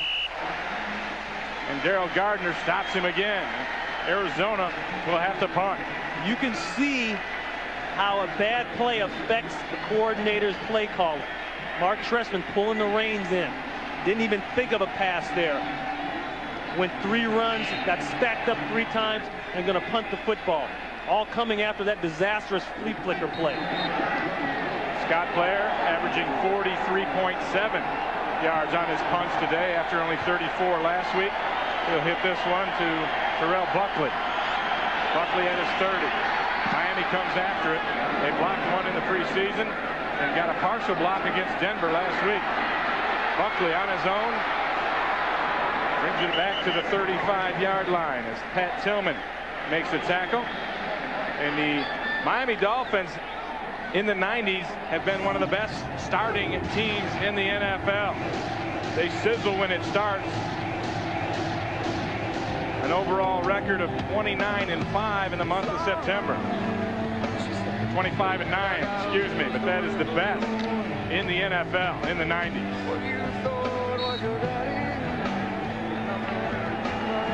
And they're trying to keep that streak alive. They won their opener in impressive fashion against Denver Monday night. They have a 3-point lead and the football here over Arizona. Abdul-Jabbar picks up 5 on first down. Ronald McKinnon makes the tackle. Looks like Richmond Webb is out of the game at left tackle for the Dolphins. Simeon Rice working on Brent Smith, 74. Now that's new meat. When you know you got new meat in the game, you kind of test him out to see what he's got at first. He might pounce later. 2nd and 5 as Webb has got the green light to take himself out of the game when he needs a break, as he missed all of training camp. Abdul-Jabbar stopped again by McKinnon after a gain of 3, brings up a 3rd down and 2 to go. And Richmond Webb 7 Pro Bowls in his career, missed out last year as he fought injuries. You know, it doesn't look like he's breathing hard or blowing him yet. Obviously he's been out of camp and he knows himself better than we do, but you're getting down into the chess match part of the game, the crucial part of this game, and I can't think of any side that needs more protection right now than Dan Marino's blind side. And that left tackle position, very important. Cecil Collins, the leading rusher on the day for Miami, takes it on 3rd and short, squirms his way, and he is going to be still short of the first down. Rob Fredrickson, who is making all kinds of defensive plays, stops him, his 10th tackle of the day.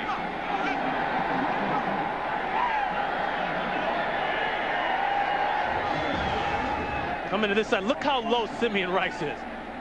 When a guy gets that low, then makes a play like that. We talked about Brent Smith coming in, new meat. He just dissed Brent Smith. He tosses him to the side and gets it on a tackle. That is not going to cut it. 4th down and 1, 3rd punt of the day for Bartholomew. We'll take a look at his hang time. David Boston waiting inside his 10 now from the 10. 4.0 on the hang time is average. As Boston finds a seam on the outside. Boston up past midfield into Arizona territory before Ed Perry can throw him out. A 46-yard punt and a 43-yard return for David Boston. And that looked like Taylor was in it too. And that is the end of the 3rd quarter. The Miami Dolphins lead the Arizona Cardinals 19-16. We'll be back for the start of the 4th quarter after a word from your local Fox station. Bartholomew, the punter, he's going to get hurt right here. Watch this. Bam. Twisted something. Now watch this drama. Jason Taylor come over and make the tackle. McGinnis, the defensive coordinator, he gets up in it, and then he rolls up Jason Taylor. You see McGinnis' technique, though? Watch his his knees are bent. He got get low. Hands are down. You're right. Now get up, get your hands out front of you, and pop up off the ground. That's tough to do with a headset on and the game plan in your pocket. I'll tell you, but the return puts Arizona in Miami territory here, 1st and 10. Plummer connects short of the first down to Frank Sanders. An 8-yard gain as Sanders makes his 6th grab of the day. There's Bartholomew, the punter. I thought it was knee, and it is knee. That's a freak thing there. I mean, he just kind of planted and boy. And if he stays out, Olindo Mater, the place kicker, would have to come in and do the punting duties as Frank Sanders comes back after motioning on 2nd down and short. Adrian Morrell runs into Jason Taylor, short of the first down. You got to remember, Jason Taylor just ran down and made the touchdown-saving tackle on that punt. And now he's right back out here playing special teams. When you're young, you can get away with that kind of stuff.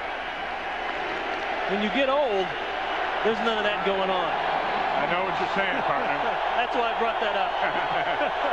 3rd and 2. Arizona just 1 of 8 in 3rd down conversions. A lot of talking going on by the Dolphins defense. Morrell in motion. Plummer looks quick and then goes up top. Back shoulder to Rob Moore. Moore with the reception, working on Buckley. And Buckley is complaining about a push-off. But you know what that is? That's a 6'4" guy working against a 5'10" guy. It's called a stop fade, bump and run. As we said, Rob knows that the safeties don't help the corners here. Boy, and really, Buckley's got nothing to complain about. If they're going to call push off on anybody, they're going to call it on Terrell. Rob Moore just going up and snatching the ball. Here's a guy that has had no training camp, practiced for the first time, a couple practices last week. Pittman. Stop for a loss. Trace Armstrong. That's why Derek Rogers got in there. Excuse me, Ray. That's why you have to have playmakers on the perimeter. And that's what makes this team so exciting. And how often do you see that man's hair? You don't see it. You like know that. Things are not going good when Jimmy Johnson's hair is blowing like that. The word on the punter, Brent Bartholomew of Miami. Sprained right knee, return doubtful. As Plummer goes play action. He's going to run this. And he'll run it and get up to the 15-yard line before Robert Jones runs him down. They're still 7 yards shy of the first down. It has to be because of his thumb. And as he said last week, he made that big run against the Eagles at the end of the game, and he landed on the thumb and hurt the thumb, and it hurt the other thumb. I think that's why Plummer doesn't want to run so much out of the pocket. I know they've been trying to teach him to stay in there more, but this guy can take it and do it outside of the pocket. Third down and 7. Arizona trails by 3. 2 tight ends in the game. Plummer throwing the fade up to the corner for Moore. Incomplete. Buckley with tight coverage. He caught it, but he's out of bounds, but you got a flag down.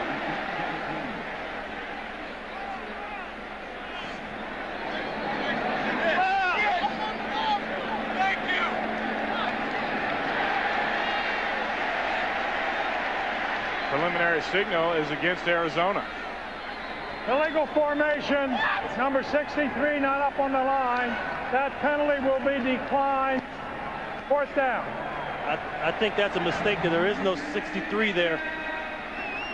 But the tackle, I think he's talking about Dexter, has to be on the line of scrimmage right here. Actually, that's Anthony Clement, 65. He's too far back. His head can be no further back than the center's belt buckle. And that is the second time that Anthony Clement has been flagged for lining up too deep. As Jackie comes on to try and hit his 11th consecutive field goal. Wow, he got some height on that and he missed it. The string is over. Wide right. So Miami keeps the lead 19-16 over the Arizona Cardinals. It's over with Abdul-Jabbar in the backfield, but McKinnon shoots through and stops him for 1 yard. We talked about Jake Plummer not maybe running so much because of that thumb. It's actually his left hand he's working on. Yeah, that's the other one. That's the one he said he actually hurt sliding in the last few seconds up in Philadelphia last week. But you know what? I don't think it matters because this kid loves the opportunities to play late in the game and come back. Getting instructions from Mark Tresper, the defensive coordinator, offensive coordinator, excuse me. 2nd and 9, Marino outside to McDuffie. McDuffie toes the line, fumbles the football. What was McDuffie doing? Comes up with it. Did he think he had it home free? He must have, but Tommy Bennett caught up to him and knocked it out. More mental miscues by the Miami Dolphins. And that one right there is just the classic. And Jimmy can't believe it. He's looking up at the big jumbotron. He's got to see this one. McDuffie's got the catch, and I don't know if he thought he was out of bounds. He thinks he's gone. And Tommy Bennett, the drill they practice every day, stripping from behind. Oh. And that's an unbelievable error from O.J. McDuffie, who he really put the ball away. He thought he was gone. He really thinks that he's gone. He was getting ready to get his swerve on. Oh, he was getting ready to get it on big time. And that's what they tell you, you know. No, finish the play, you know. Don't get your swerve on until you cross the goal line. And the officials are dealing with a the only thing that could be challenged was he out of bounds. Which Miami would want to challenge because then he would have been out of bounds before the fumble.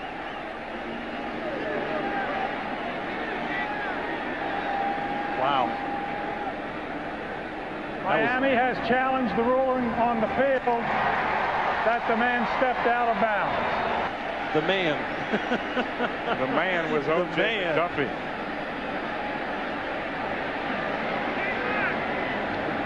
It would have been that very first step right there. That would have been the only step to challenge that he was out of bounds on. Oh, that looks close, too. He might be on the line. I think he's okay there. Woo. But you know what? You know something? I didn't see any of the Cardinals jump up and down and say, of course not. He's out of bounds. You know, at that point. Yeah, at that point. Usually guys would be running and pointing. Boy. That's a tough angle right there. It's hard to say. I think the first angle we looked at was probably your best, but even with that one, it was very difficult to determine whether or not he was on the line here. You know what this is also a good picture of? And you got two officials right there. Right there. This is also a good picture of why you never stop until the play is absolutely over. Because who would have thought that O.J. McDuffie, as we say, would have decided to get his swerve on 40 yards from the goal line. You got to know that there's guys behind you coming. Yeah, I don't get that at all. And from a veteran player, boy, you expect that least from anybody. You expect it least of all from O.J. McDuffie. But like I say, look at the coach here. That's Vince Tobin. Now, if he's out of bounds, I got to believe Vince Tobin is going to go nuts and start pointing. He'll probably throw that clipboard that he's hugging to his chest. That's the only thing I say about that. Now watch Vince Tobin right here. If McDuffie's out of bounds, you know somebody's going to point right now. There's Vince. Okay, and there's a point. There's 2 points. And how fast did that hand go back over the clipboard after the fumble? After reviewing the play, the ruling on the field stands. The man did not step out of bounds. The fumble recovery is good. First down. Miami is charged with a team timeout. Ooh, and now that becomes an awful big timeout the way this game is shaping up. And Vince Tobin now knows sometimes it pays to be wrong. So Miami with 2 timeouts left after losing that one on the replay. The play stood. Cardinals take over on the turnover. 1st and 10 from their 34-yard line. All I know is that we're about to blow up that instant replay machine today. It's gotten a little bit of work. So has Adrian Morrell, 15 carries, 44 yards as he lines up with 2 tight ends in the mix. And there goes Morrell trying the middle for 4. Zach Thomas again makes a tackle.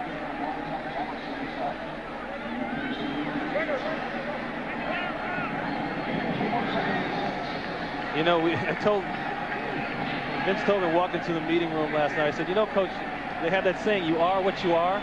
And I know you would like for Jake to start out smoother and to have these nicer finishes and all that. But sometimes that's not a bad thing. You saw the graphic, 7 consecutive comeback wins in the last 7 wins for Arizona. They're on the draw. Morrell stopped by Robert Jones after a 1-yard gain.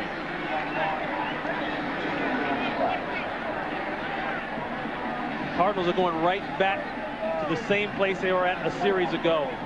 A 3rd down, and they have to have a big play and the conversion.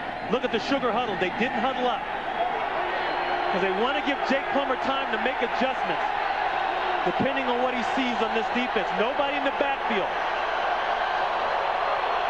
On 3rd and 4.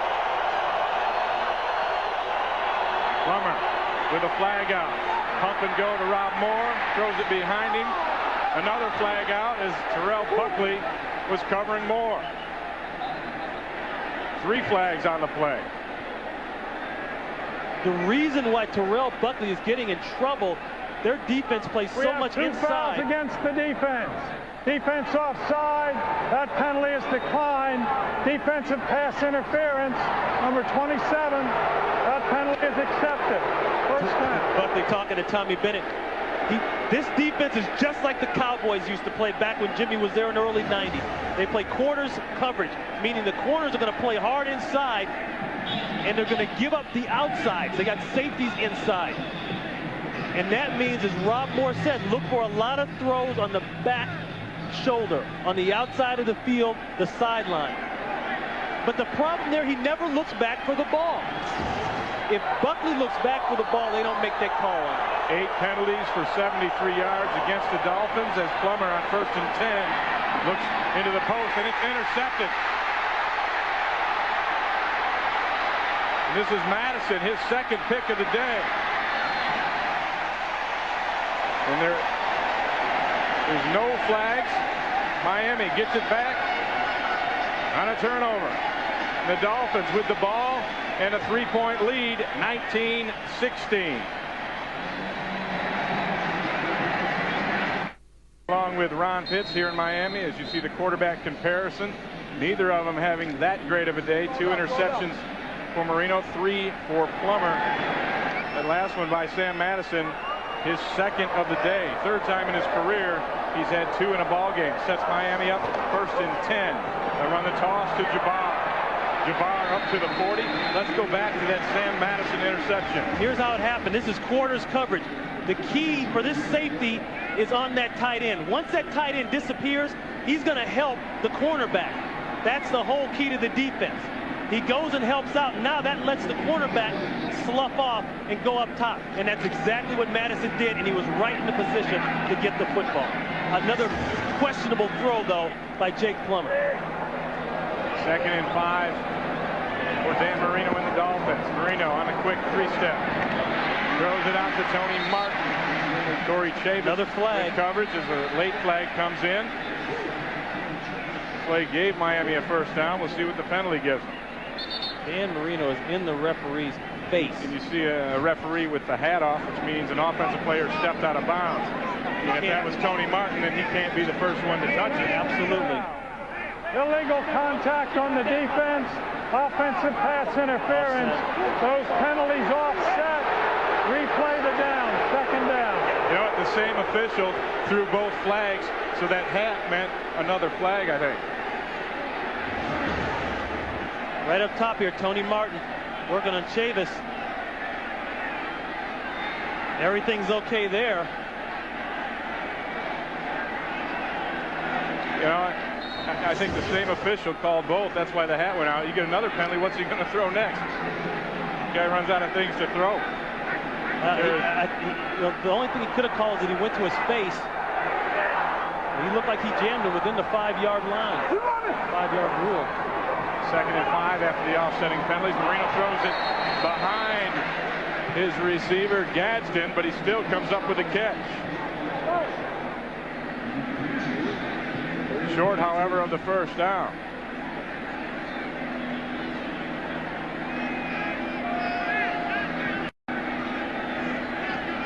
Big 3rd and 2 for Marino. 3rd down and 2 for the Miami Dolphins.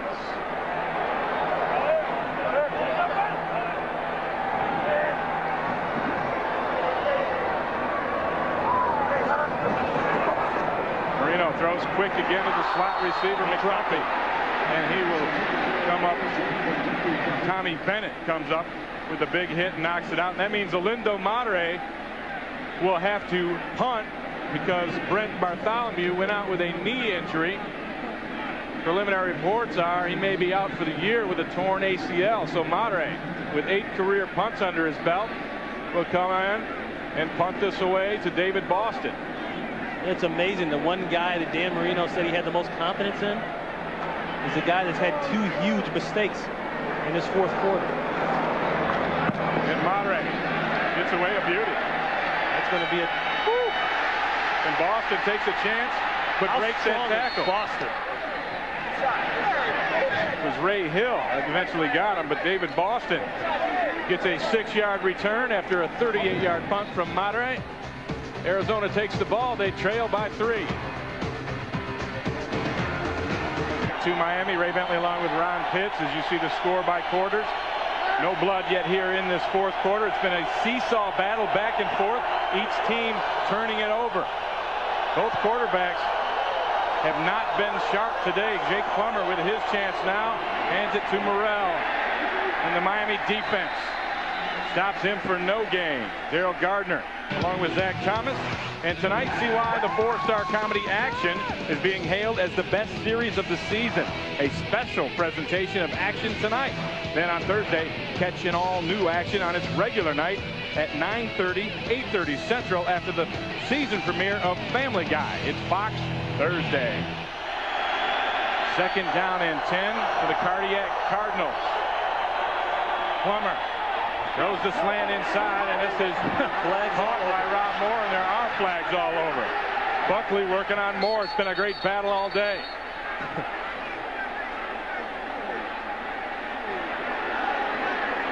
Bob McElwee points in both directions. We've had several offsetting deals today. On the play. We have holding offense. We have pass interference defense. The foul's offset. We will repeat second down. The third offsetting penalty situation of the day. And Rob Moore is having a field day over there with Buckley. The size difference, he knows how to get Buckley in trouble. Right here. Bump and run. Boy, I don't know. Yeah, he's got his hands on him, you know. Yeah, but you know, he's looking at the ball. I just think there's been so much drama on that side of the field. Once that happens, the officials start to automatically look there and pay more attention. Second down and 10. Morrell on the draw. He picks up 6 yards.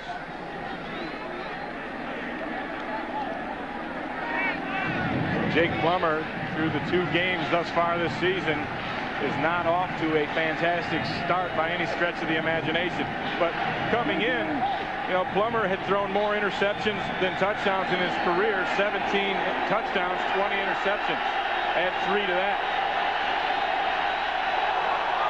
Third down and 4.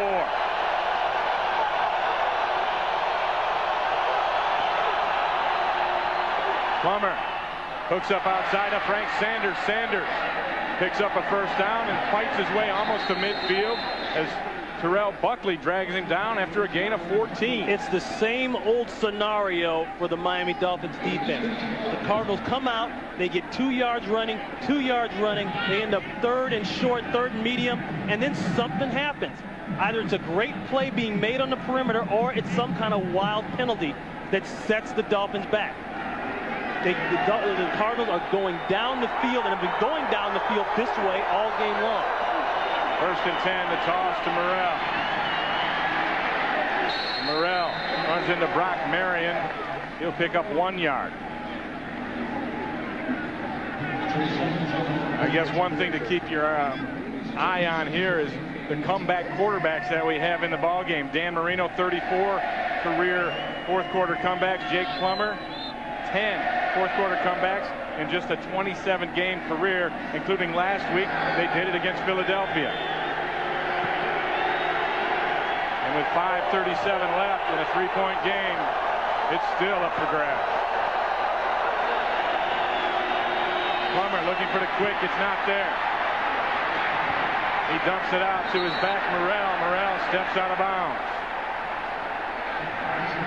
And finally, Jake Plummer learned. He was getting ready to unload that slant route, and it would have got picked. There was a nice job of bump and run. This is how bump and run and why it's a weapon can be used for you. Madison is all over him. He's got no place to go with the football. See, right there, he knows it's not there. But you can see that Jake Plummer will not take off and run with that football, make a concerted effort, whether it's because of his thumb or because they're trying to keep him in the pocket more this year, of staying in there and trying to make a throw. Third and 7. Dolphins bring the blitz. Plummer underthrows Rob Moore after he takes a big hit.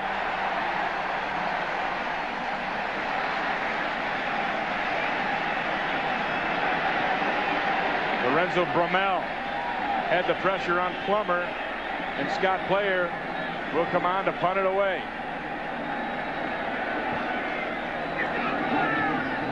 That player has no problem seeing the football as low as that face mask is. Yeah, it's one of them throwback face masks. It's a wonder he doesn't ever take a shot to the nose. McDuffie and Buckley back to receive. Buckley with a fair catch at the 24-yard line. A 24-yard punt from Clare. Miami with the lead and the football. 4:45 left in the contest. Next week, it's a Fox NFL Sunday doubleheader. A bitter battle in the NFC Central as Randy Moss and his Vikings battled the Green Bay Packers and Brett Favre. The coverage begins an hour before kickoff with the pregame show at noon Eastern, 9 Pacific, as Marino throws it to his fullback Conrad on first down up to the 31-yard line where Aeneas Williams gets him down. I'll tell you what, the fight's on right now. 4:31 and counting in the fourth quarter. After all that's been done and all that's been said, the Dolphins are still up by 3 points. This is about the time last week against the Eagles that the Cardinals made things happen. They had to play an interception by Kwame Lassiter, turn the ball over to Jake Plummer. He went down the field. Defense has got to start. It's got to make something happen right now. Second down and 3. Kareem Abdul-Jabbar in the backfield with the sure hands. You know, that's why Jimmy Johnson has him in there. And Jabbar rewards Johnson's decision with a first down. And if I'm Jimmy Johnson, I'm thinking, in spite of what's going on, run the ball. I got to get first downs. Run the clock. Look at the way Jabbar is going to carry this ball, number one. 2 hands over it until he knows where he's declared and makes the move. Then he gets 2 hands back over it again. You think he didn't get an earful in that locker room? Like all the backs did, everybody in the team did? Ball security. Ball security, protection for my quarterback, discipline. The 3 things Jimmy Johnson said is what you need to do to win. McDuffie to the top, Martin to the bottom. Marino throws it out to Abdul-Jabbar, who drops the pass close to a lateral, but it was a forward pass as Rob Fredrickson was out there with coverage.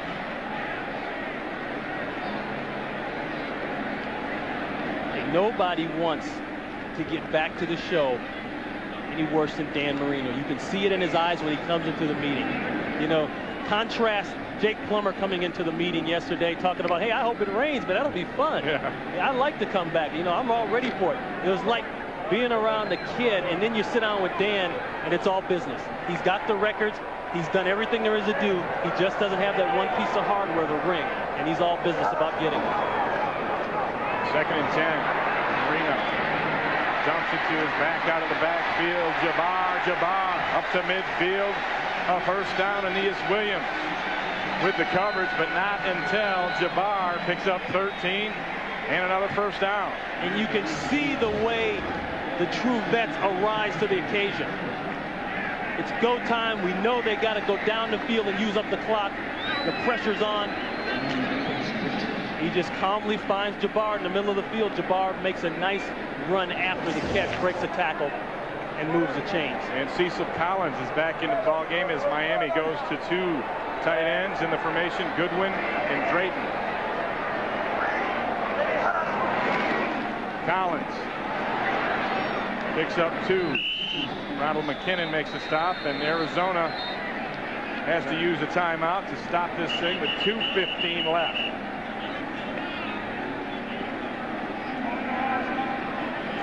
Now, you talked about Dan Marino and Jake Plummer in the comparison. Well, when Marino came into the league some 17 years ago, Jake Plummer was about 8 or 9 years old. That's hard to believe. He used to actually, his brother was a big Dolphins fan, and they had Jake. They didn't let him play quarterback when you're the youngest brother. They made him be Duper and Clayton and run out for passes while his brother threw him the ball. But Jake Plummer was a big Dan Marino and Miami Dolphin fan in his youth. And you know what he said? He said, buddy, I didn't even want to be Dan Marino. I said, why? He said he never ran. He stayed in the pocket the whole time. That was no fun. Yeah, from the time he was 9 or 10 years old, Plummer's been a scrambler. Yeah, it's funny is that Jake Plummer's mom sent him some comfrey herbs, healing herbs, down from Idaho for that thumb. And he rubbed them on there. He tried them. Did. Hey, mom knows best. Don't mess with mom. He says put the herbs on, put them on. You know, Plummer over there chomping at the bit. Yeah, you know what he's doing? Just what he did last week. He wants the ball back. This is when he knows he's at his best, when he has to go down the field. But the difference between this team and the Philadelphia Eagles is that there may not be that errant throw that'll give him the ball back.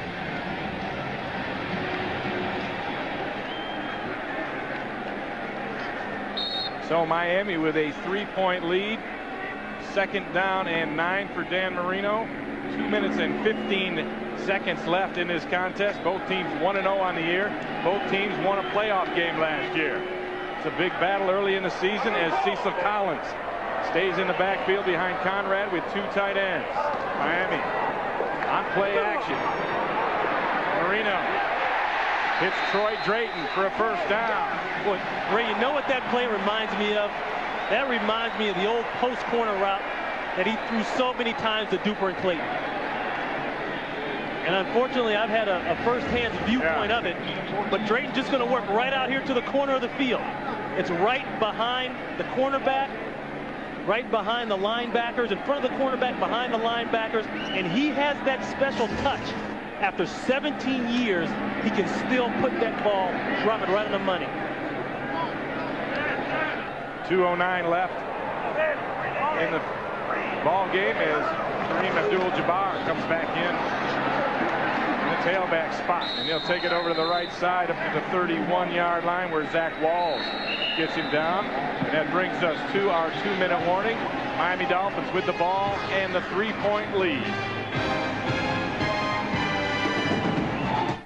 And welcome back to Miami. Ray Bentley and Ron Pitts, as it has been a game of turnovers, and Arizona has capitalized more than Miami has, but the Dolphins have the 3-point lead as J.J. Johnson checks into the backfield. Dan Marino on play action finds Drayton, his tight end again.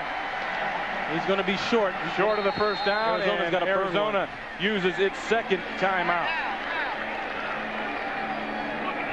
Troy Drayton has been the money man here on this last drive. Started off with the post corner route, just getting his feet in. He goes to him again.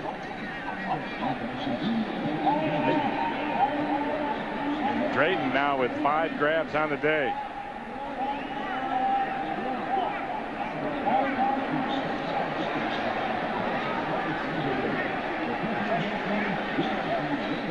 And we would like to welcome those of you who have been watching the New York Giants and the Washington Redskins. Here's a summary of our ball game. It's been a battle of turnovers. Arizona coming up with 13 points off of Miami miscues. The Dolphins just 6 points off of the turnovers. However, Miami has a 19-16 lead in this one, and they are driving, trying to run out the clock. Arizona with just 1 timeout left. Called that timeout as Miami is set at 3rd and 1 at the Arizona 25-yard line, and you can't count the Cardinals out. They have been in this situation before. This is their last chance to make that play, to put number 16 back on the field to try to work some magic. Cecil Collins, the rookie, at tailback behind Dan Marino. And they give it to Conrad, the fullback. And he's going to be awful close. Well, you know, 1st down, it depends. We've had some crazy spots today. Some marks that didn't look like 1st downs were 1st downs. Some that did look like weren't. You can bet that they are going to measure this one. Bob McElwee and his crew will bring out the chains. They just went on a straight lead plate. Fullback dive with Conrad. He's going to have to get a generous spot. He didn't have far to go, but he looks short. And he is short. And now, if you're Jimmy Johnson, boy, you've got a tough decision to make right here. Do you go for it? Do you try a field goal? What are you going to do? I think he's got to kick the field goal. Earlier in the 1st half, the last 2 minutes of the 1st half, they went for it and ended up getting a touchdown, which tied the game 13-13. He knows with Jake Plummer going back on the field, he's got the ability to go down the field and get within field goal range. That's easy for anybody. He wants to make sure that they have to get a touchdown to beat him. And his defense has been stifling in the 2nd half. So Olindo Madre will come on to kick a field goal. Madureira 4 for 4 on the day. That's a career game for him.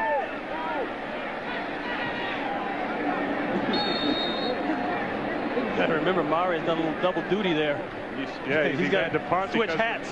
Brent Bartholomew, the punter, has gone out with an injury, and that 51-yarder for Madureira also a career best. And he'll line this one up from 42 yards.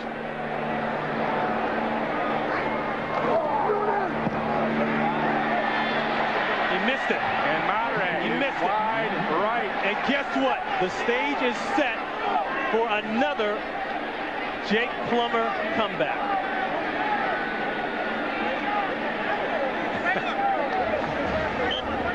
Madureira just hangs this one out. Never comes back for him. And that's why I just mentioned that fact about he had to do the punting with Bartholomew out hurt.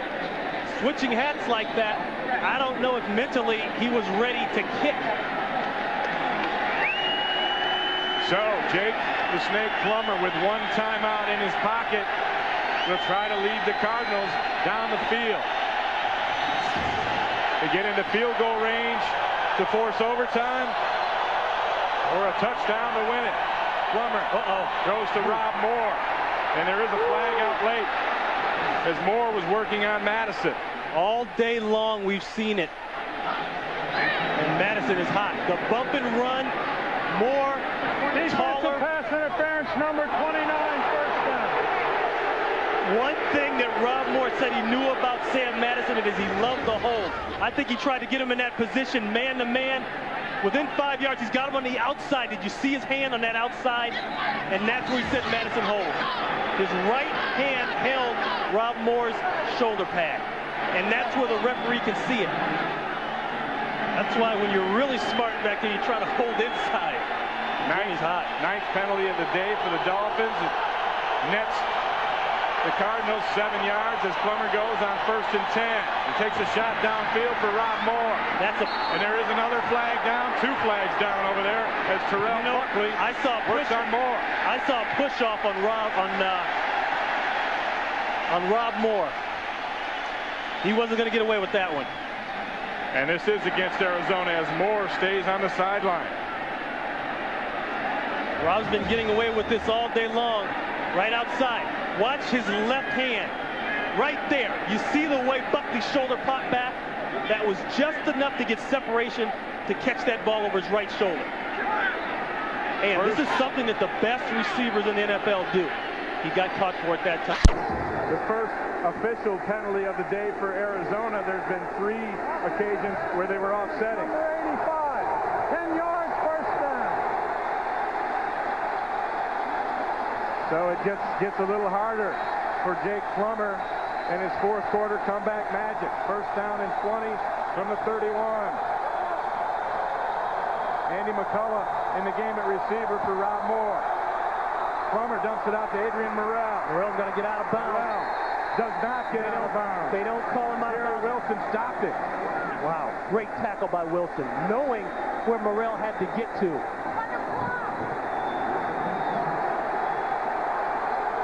So the Cardinals go in a hurry up with 41 seconds left. Plummer with time. Dumps it out to Morrell. Behind him, almost picked off. Jerry Wilson again. Rob Moore's got to get back on the field, and here he comes. They didn't have enough to throw to. He had Andy McCullough working down the field, and David Boston. You need your experienced veterans on the field. That's why he tried to dump it underneath to Adrian Morrell. 3rd and 13. Dan Marino tries to get this home crowd going. Plummer from the shotgun. And it's an early start. This play will not count.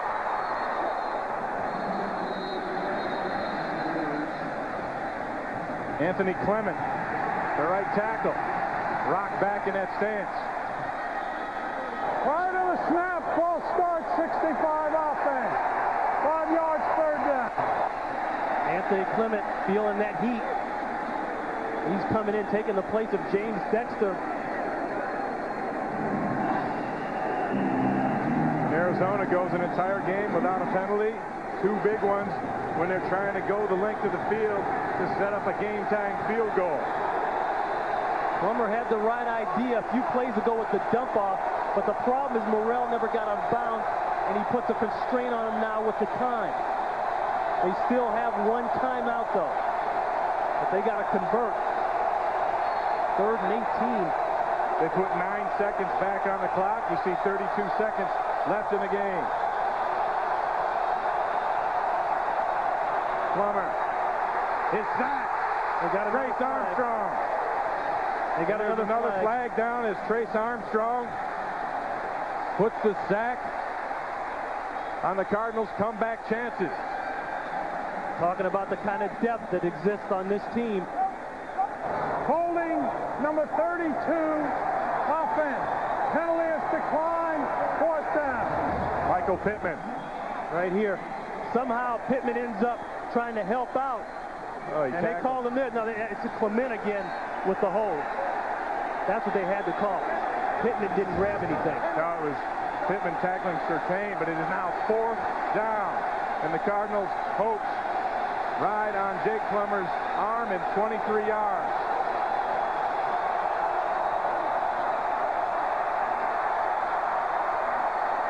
Plummer throws it up for grabs. Intercepted by Brock Marion. And Jake Plummer has run out of magic dust.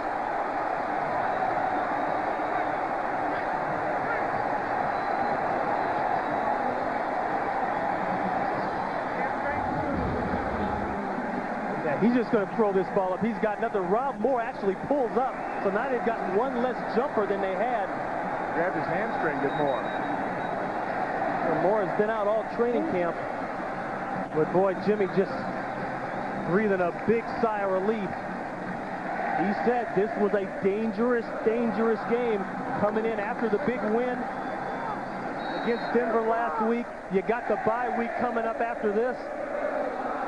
They don't see the Cardinals very much. He wasn't sure how this one was going to turn out. And Dan Marino takes the knee as the clock will wind down, and the Miami Dolphins hang on. A big defensive stop at the end, and they beat the Arizona Cardinals 19-16 to run their record to 2-0. The Cardinals fall to 1-1. Arizona will host San Francisco next week. Miami has a week off. They go into the bye.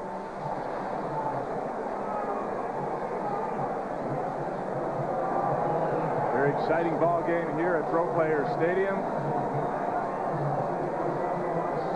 Hope you enjoyed it as much as we did. This is Ray Bentley for Ron Fitz saying so long from Miami, where the final score is the Dolphins 19, the Cardinals 16.